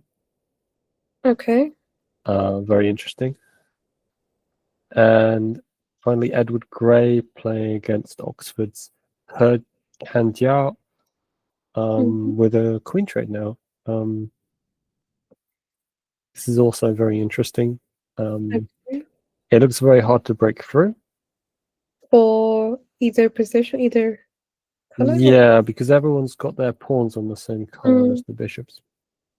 Oh, yeah. And white has two, yeah. We've got the queens off the board now. So this will probably end in a draw or a blunder. I see. It's very unlikely that either player is of sufficiently high level to really push in this kind of position. It's very difficult to play this kind of thing. So in the other key matchup, we have, I believe, Warwick 2 against Cambridge 2. No, which starts on board 5. 2 against Cambridge. 2. Both Warwick teams are called Warwick 3 in the lead chess. Ah, One of them I is Warwick too. Mm. This is very interesting. This could go the distance, this game. Mm-hmm. So on the board 1, we have had a Philidor defense, Yeah. Stanham variation, where black sort of just curls into a board. It looks a bit like an Italian with the bishop on e7 instead of out here, Sort of. which makes it much more solid defensively, but Mm. less active. Mm. And what happened is all the pieces got traded. So Mm. black found a moment he wanted to take on d4, and then started threatening to take over c4, and got white to make more trades. Quite So convincing by black, actually. the trades work in black's favor because they've got their pieces more developed. Yeah, so black plays for this solid structure that's not too overreaching. And just plays for the trades that they want. It's not usually what you find is white can't make much when black plays well. Okay. So over here, white's already just asking for the endgame, and I think this endgame will favor black slightly because of these very good pieces and all of these light squared pawns. So you can see what black's done here is black has very cleverly traded all the pieces except for the light squared bishops and a good knight. And this kind of strategy, you can plan it from the very beginning of the game. Once you get into this kind of structure, you can say that pawn's going to stay there, that pawn are going to stay there. You're going to defend that. You're going to defend that. You can see how it's happened. He's managed to get white to trade off the darts and bishops. So we'll see what can happen here. Okay, black not going for the endgame. Results. Yeah, that surprises me. Yeah. I think black should definitely play into the endgame because this queen's not going to do anything here. Yeah. That's a defending bishop. So I'm a bit surprised because it was a great opportunity. Yeah. But maybe black just didn't quite believe in the winning chances and wants to play a bit more before making the queen trade. And believes he can get it later. And it's quite interesting that the white queen will be allowed in at some point, possibly. Yeah. So that could go either way, actually. I see. White being a bit lower on time. I think board 4 We does have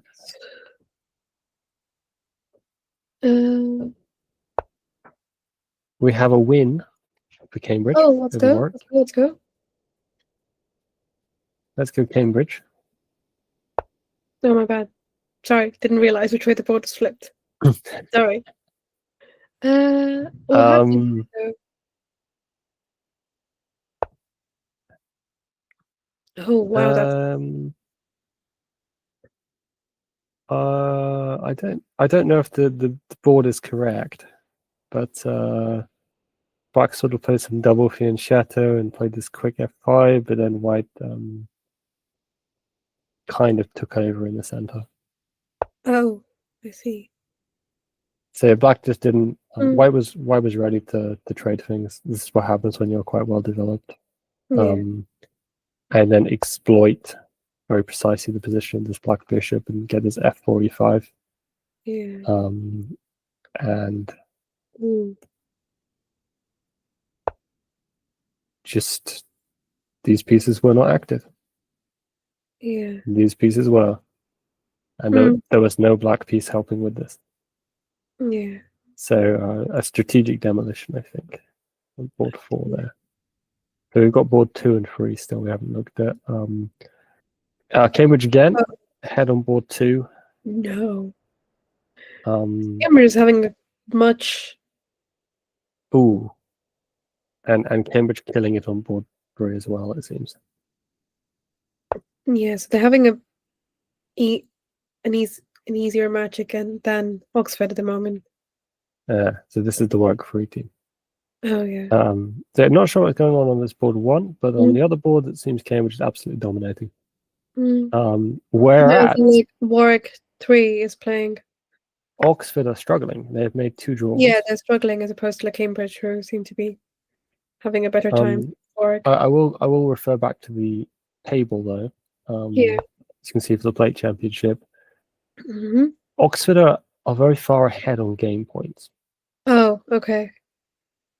So if Oxford win their match, they probably just win outright.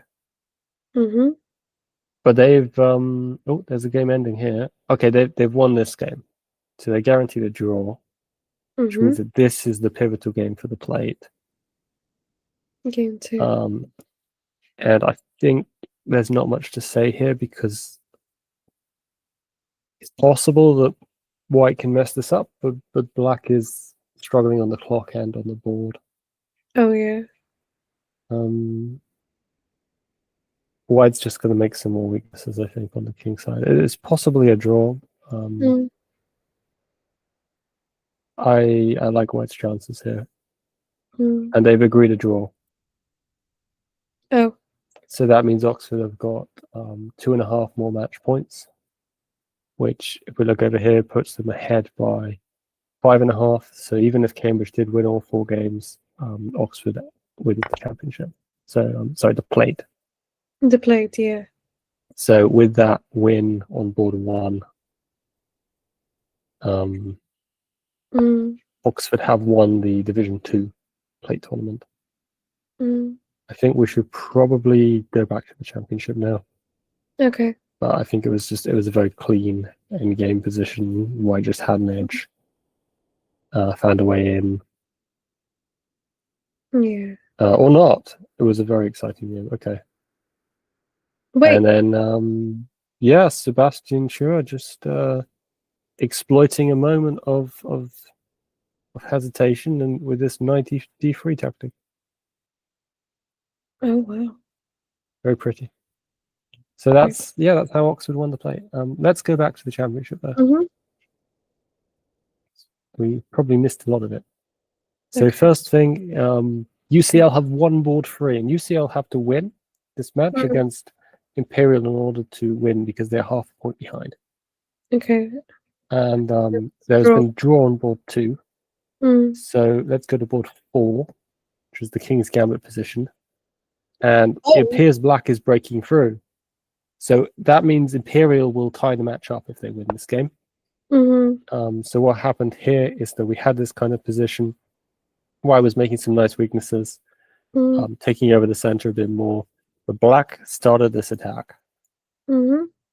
And White decided to sacrifice a rook. Oh. To go after this fork on d7. Okay. I'm not really sure. You can't fork the other way. Yeah. Because there's a pin.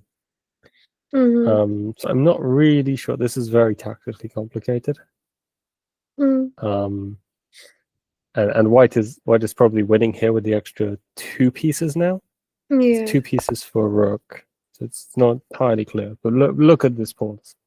So Black just got to work, attacking. White went and took. Black took back. And suddenly, no. Knight d4. And the evaluation bar goes straight down in Black's favor. Bishop to d4. Queen to e5. And there is so much trouble coming for the White King now. These pieces are nowhere near it. The whole campaign the White had this game was on the Queen side. No. So the only way you can prevent White's queen from Black's queen from getting in is to bring back the queen or something? Yeah, so g3 allows queen h2. Yeah. And this rook just falls. And disgusting. Yeah, the queen's lost. Black just clears up. Imperial have another win. So the final match here that we need to be looking at is this matchup between Bottazzi and Peter Carroll. And this will decide the championship. So Peter Carroll is in a must-win for his team. Yes. But it's not a bad position to have for a must-win, actually. Because you've got the pawns. Yeah, at least he has. Well, at least he has these long-term winning chances. So these aren't going to disappear quickly. They're not going to just suddenly disappear. But White has this initiative with the H pawn, and some attempt here with the king to Mm. either dominate or to Yeah. just straight out kill the pawn. Mm. And the knight went for some activity here. It's possible that black even wins the a pawn as well, Okay. and tries to make a win out of the a pawn. Mm. So excellent winning chance for Peter Carroll. Yeah. And I think we should just stay here and not go anywhere else, because this is the pivotal game for the championship. Yeah. And we've just seen Oxford winning the plate. Mm. Yeah. A lot of very strong teams this year.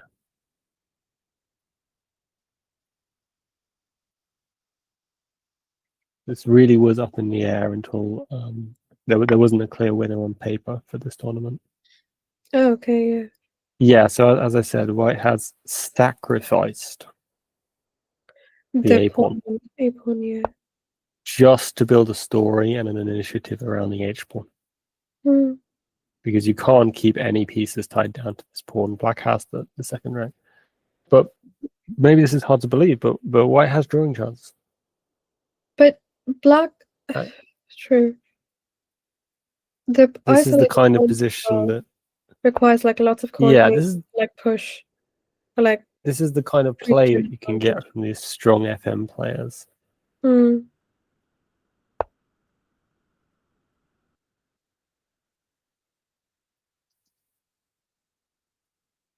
Oh, is that the move? Rook a3. And White could have winning chances now. This is very, very dangerous. Because black's bishop is cornered off and the rook is not. Yeah, because the bishop is not going to be defending because this pawn is blocked off. Okay. Yeah, makes sense. But it's also very dangerous because all of these squares are covered. So the knight covers g6, the pawn covers g7. So you can sort of start punting the pawn. No. Peter Carroll may have found a way to lose this, in fact. The h pawn was very dangerous, of course. Yeah. But it should have been defensible for black.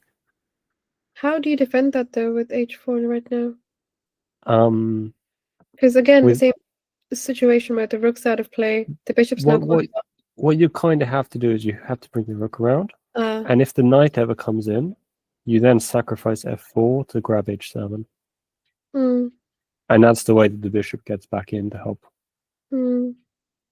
And any spare time you have with black, you can use to try and threaten one of the pawns. Yeah. White will probably be able to pick up the a pawn quite easily. The c pawn is the big one though that you can try and win with, because you do control the c6 square. Yeah. Very holdable, but now very winnable for White. Oh no, it's gone back down. No. This is very exciting. Yeah. Okay. Sacrificing the knight. Okay. After White was hanging both the rook and the knight by playing h7. You can take either. So he takes the knight, he checks the king. Oh my goodness, you can play bishop f3. If promotion, rook g8. You discovered, oh my god. That is so crazy. And of course, if you move that king, you're allowing rook h4. And black is winning. Oh wow. This is very interesting, very dangerous. So what happened is black took the rook. He didn't try it. Oh. There is also rook d3. Okay. So this gets like very, very spicy and exciting. And actually White is promoting because it's a check. You don't have time to skewer. You don't have to skewer, yeah. So two very strong players here. Everything to play for still. Peter Carroll with black could convert this. They've also what White needs to be doing is yeah, White doesn't have winning chances here anymore. And the reason is because he lost both of the pieces that he had. Yeah. So there's no way to coordinate against so many black pieces. And White's king is boxed off. Yeah, that king is not defending. So White's going to try and find a perpetual check. And black is going to try very, very hard to deny that. and to make progress. Yeah, but again, there's nowhere to really hide. Yeah, you can hide behind the piece Yes, just and make progress, but then you can't lose the pawns. yeah, you have to stick to those pawns, especially the C pawn, because it's not defensible without the king. Hmm. So probably going to see bishop d3 to deflect. Queen d1 check and bishop d3. But Obviously, Botazzi is a strong FM. He knows to attack on diagonals to avoid that kind of thing. So he'll make quite a lot of work for Peter Carroll to be able to try and separate this king and pawn and get this pawn moving and defend it. does the king have to stay in front of the pawn, or can it hide behind the pawn? But even then, it doesn't make a difference because the queen kind of. The trouble is, behind is quite hard to define when the queen can very quickly run to the other side when it wants to. Yeah. What about hiding behind a piece or something like that? Like, do you need? Yeah, is that's there what White wants to potential try thing and where you get a engineer. fortress sort like configuration where? Yeah, so it would be Yeah. nice if White could figure out maybe to get the king to e6 somehow Yeah. without losing the c pawn. Mm. Without the c pawn, it becomes very, very doubtful that you could ever win this. But Yeah. there's some hope whilst the pawn can magically become a defender and block some important check. But the trouble is for White, so for Black, that you have to put the king on a dark square to defend it with the bishop, to block a check with the bishop. And that allows all these diagonal checks that you Yeah. can't block. So here, I'd like to imagine the king trying to get to maybe e6 and block with the bishop. But it looks like Botazzi's very happy to defend this. Yeah. I think maybe Jacob, you and Sue are going to be kicking themselves a bit about last round because they both underperformed slightly then, and that put them in this match situation. Yeah. Before that, UCL was actually leading on the tiebreaks going into the last round, but then they failed to win against Bath. Yeah, so he's constructed it now. He's going to play bishop d5. Yeah. But it's not clear that he'll get much out of it. Okay, he's Oh not no, playing the it king yet. moved. Yeah, he's not playing it yet. I think he would just go around again though and find another chance for it. Oh no, maybe this is fine too. You can find either of these blocks. Yeah, there's a queen h2, but that limits the queen's access to all the other checking squares. So if you imagine queen h2, king c6. So Peter Carroll's going to try. He's going to try. And he's found a way to try.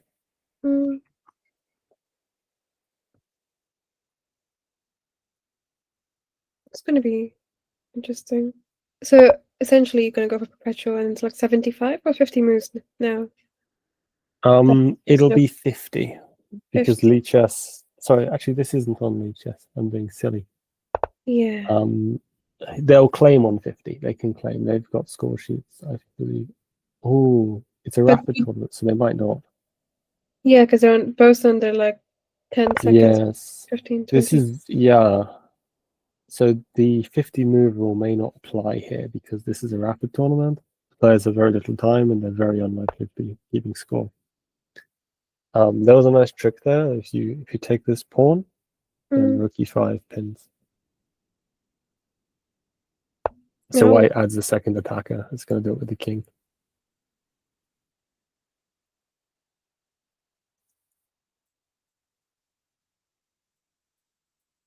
No, no. Sid Imperial is ahead on match point. What? Really? Are they? No, the draw is a draw in the match, Sid.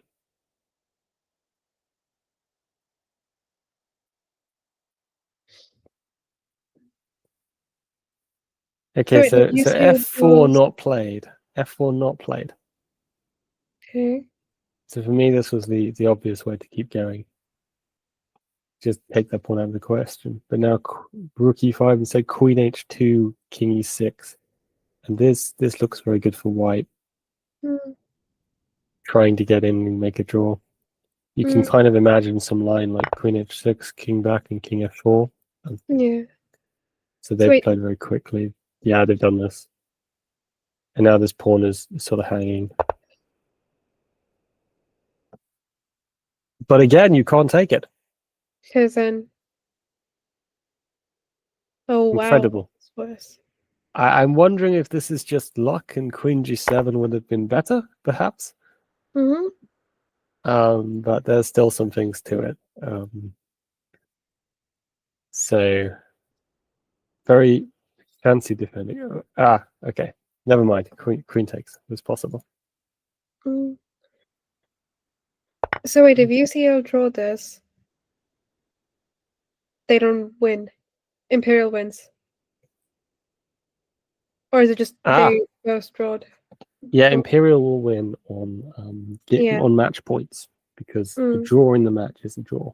Oh, I see. And it's over. Yeah, it's over. Queen takes e4.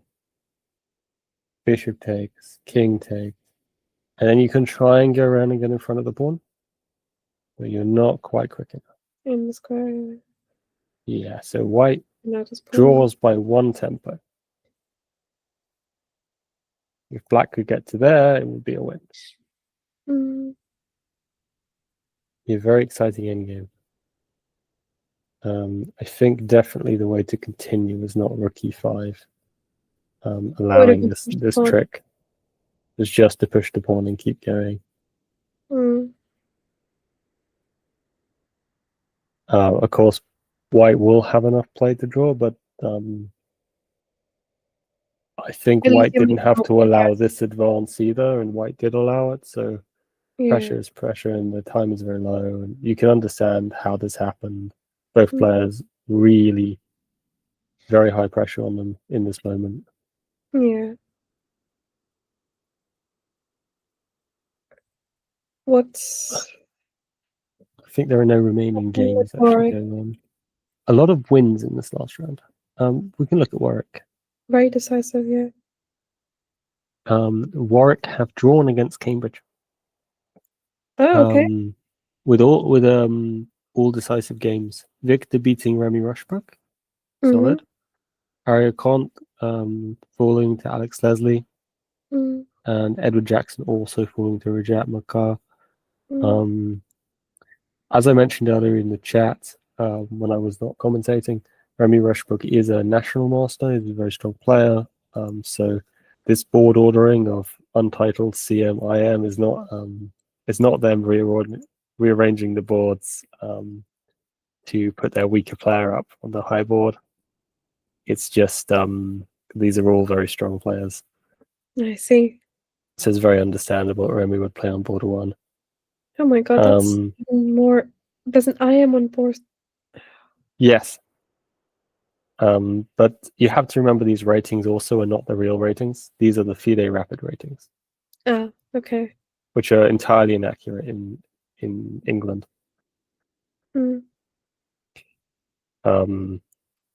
So in many cases you have players like Remy who has a rating of 2000. But in English chess he has a rating over 2200. Oh wow. Which is how he got the national master title. And then Bath, another clean, another good match for them coming out near the end of the competition. That's nice. They've had quite a tough time. But they fared well against UCL, didn't they? Yeah, they have a strong team, but they've just done quite badly, and they've been at the bottom of the table the whole tournament. And then they came back in the last round and drew with UCL, which is perhaps how this ended in Imperial's victory. So if we just update and check the scores now, they haven't been put in yet, but you can see that just looking at the round 8 scores, Imperial were 1 point ahead on match points. It's 2 match points for a win.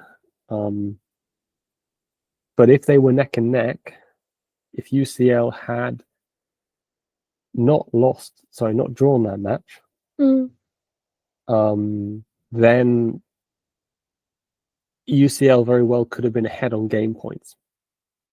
Oh, okay. Because if they had got 2.5, Mm.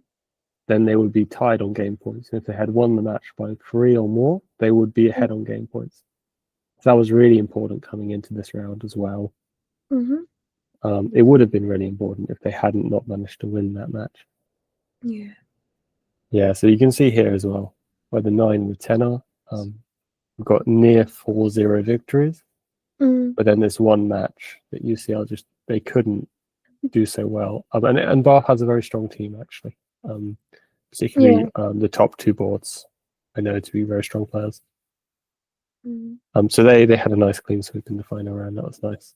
That's really impressive. Mm.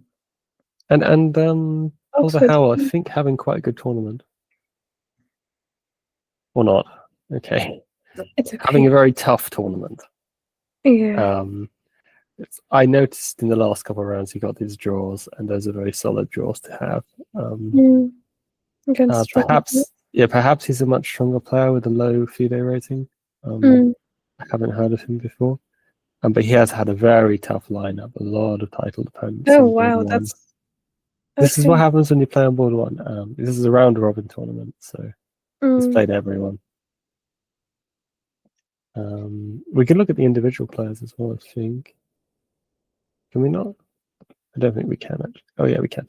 We can. So individually, UCL's board 1 dropped half a point playing against Bath's board 1. That was the only point he dropped. That was a really pivotal half point to drop. That's the match they failed to win. 8.5 out of 9. There were a lot of very strong players listed here. 7.5, 7. A very even field actually. No one utterly dominating. Very impressive. All the universities. Yeah. So wonderful. Wonderful. There we go. There we have it. Imperial ahead by 1 match point. Yeah. If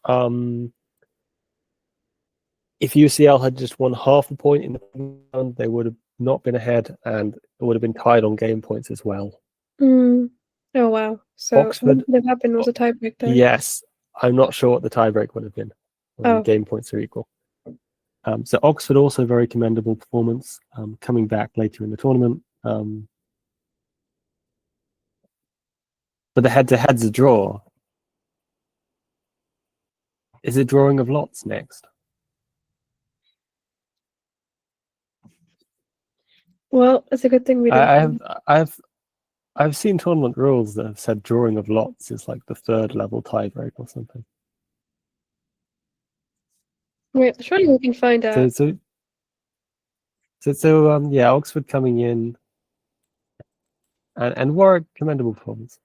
Oxford really looking like a top team as well, with a very high game score, very dominant against the teams they beat. Yeah. Just losing out very slightly when they played against Imperial and UCL. Oh, that makes sense then. Because.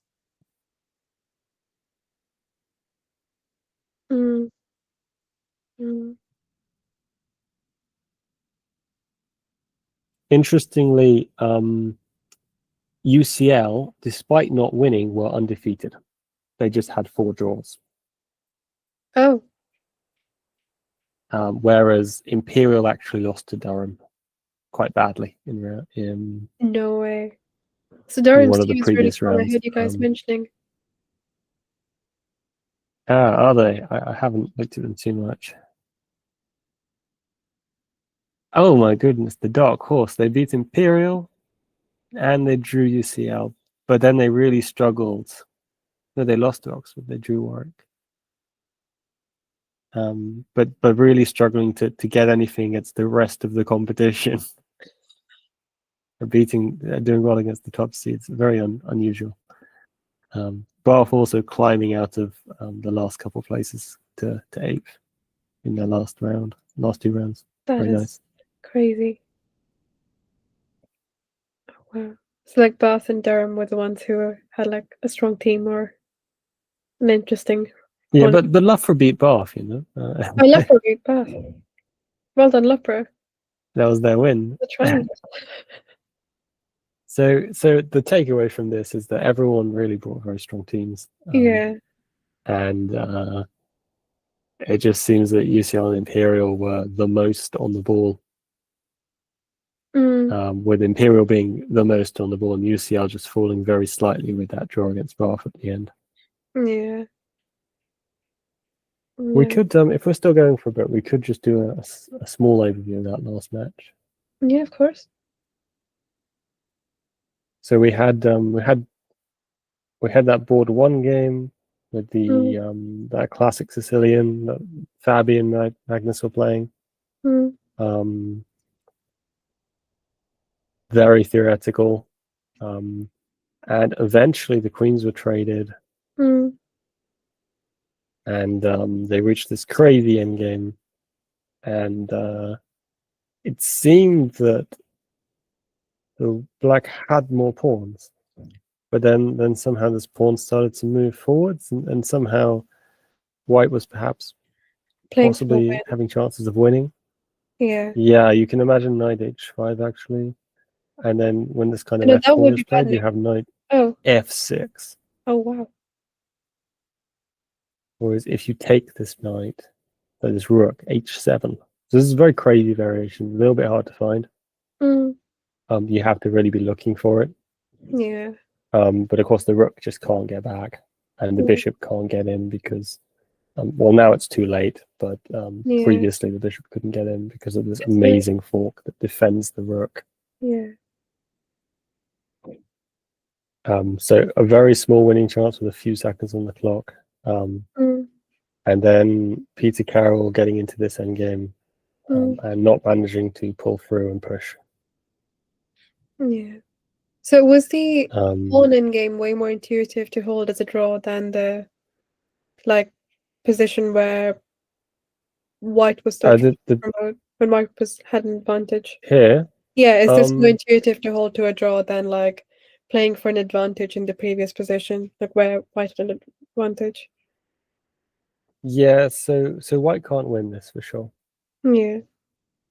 And white can see that the pawn endgame is a draw, so there's no risk and you can't blunder anything if you go straight to the pawn endgame. And there's very little time, so he just did. Yeah. And you can see that the black king just has to go round, and then you just count the moves, and the white king is stopping him. And this is just a draw. Yeah. Jacob Yoon actually making a draw with his King's Gambit. 1f4. Oh no, it's not even King's. What is this? The Bird's Division. This was the Grand Prix attack. Grand Prix, yeah. Game. And very interesting. Very unusual. But eventually what happened was white sacrificed the knight and made a draw, which may have been quite wise to do because black was just totally solid. Yeah. So the knight sacrificed. So it just made the perpetual check. And you have to take this knight. Yeah. That's just what happens sometimes. David Tran very well prepared for this variation, I think. Knew exactly what to do. But then this was it was exciting because both sides won a game. Yeah. So this was the Italian game, and where black actually, having created this pawn sacrifice position with loads of weaknesses for white that black was slowly growing up on, he elicited a mistake and gave the pawn back, and just really lost a piece very quickly, actually. Yeah. This is very, very cute, you can do that, but then the pawn defends the rook. And that the problem is your knight is hanging and your bishop is hanging. Too many hanging pieces, yeah. But it's already gone wrong here. because you trade, you have to put the bishop somewhere. You lose this rook.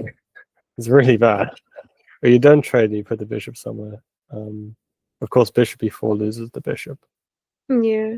But if you put this bishop somewhere, you just lose d4. Not there actually, because there's this bishop.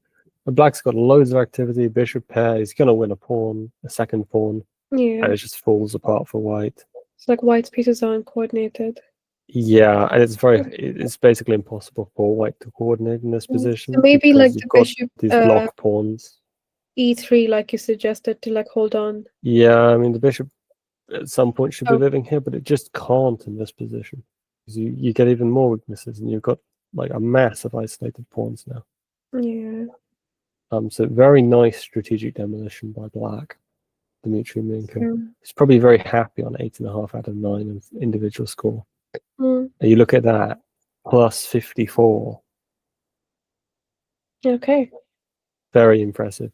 Only drawing the one game, beating everyone else on board one. Even I think. Alternate FM themselves, yeah. Yeah, I think even if Imperial won the event, I think Dmitry Minko also won the event, Mm, the individual championship, perhaps. But yeah, yeah. it's a very nice, very principled play by black into a slightly odd setup by white, with a perfect push, perfect timing on this. And white just didn't have a plan for this. Mm, And got demolished. yeah.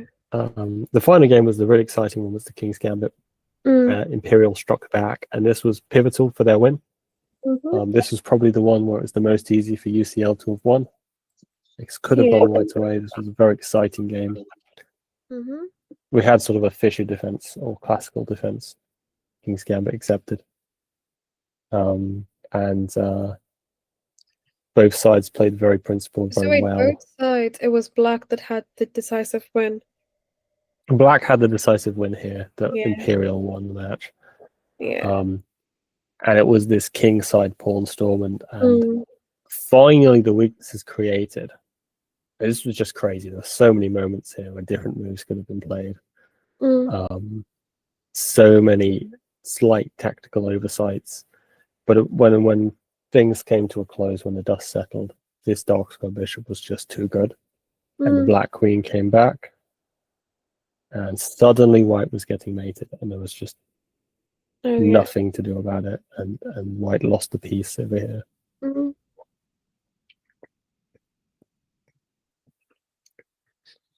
Wait, how does it lose again? The knight defense, surely. Can you talk? Oh, my bad. Yeah. Yeah, this is unusual. It's unusual to see it the wrong way around. Yeah. It's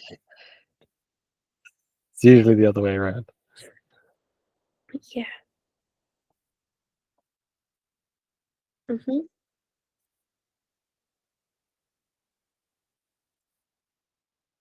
Yeah, shall we wrap it up now? Sounds good. Yeah. Yeah. Okay, no prizes for Warwick this year, I think, but It's okay. It's very strong tournament. Very tense games. A lot of very strong players. Yeah. An exciting time. Decide who won the plate, was it? Div 2? Actually they didn't, because they lost to Oxford. That sealed it. Well, we had an interesting tournament with lots of strong players. And lots of tense matches. Congratulations to Imperial. Fielding another very strong team. And winning the championship. Yes. So who won the other championships in the other divisions? There's a few more Shield Cup. Yeah, sure. We can see them. The Shield was won by Queen Mary's. The Cup was won by Cambridge. And Oxford edged out Queen Mary's on the plaque. Yeah, so I guess Oxford won 2 categories and the rest were very mixed. Yeah.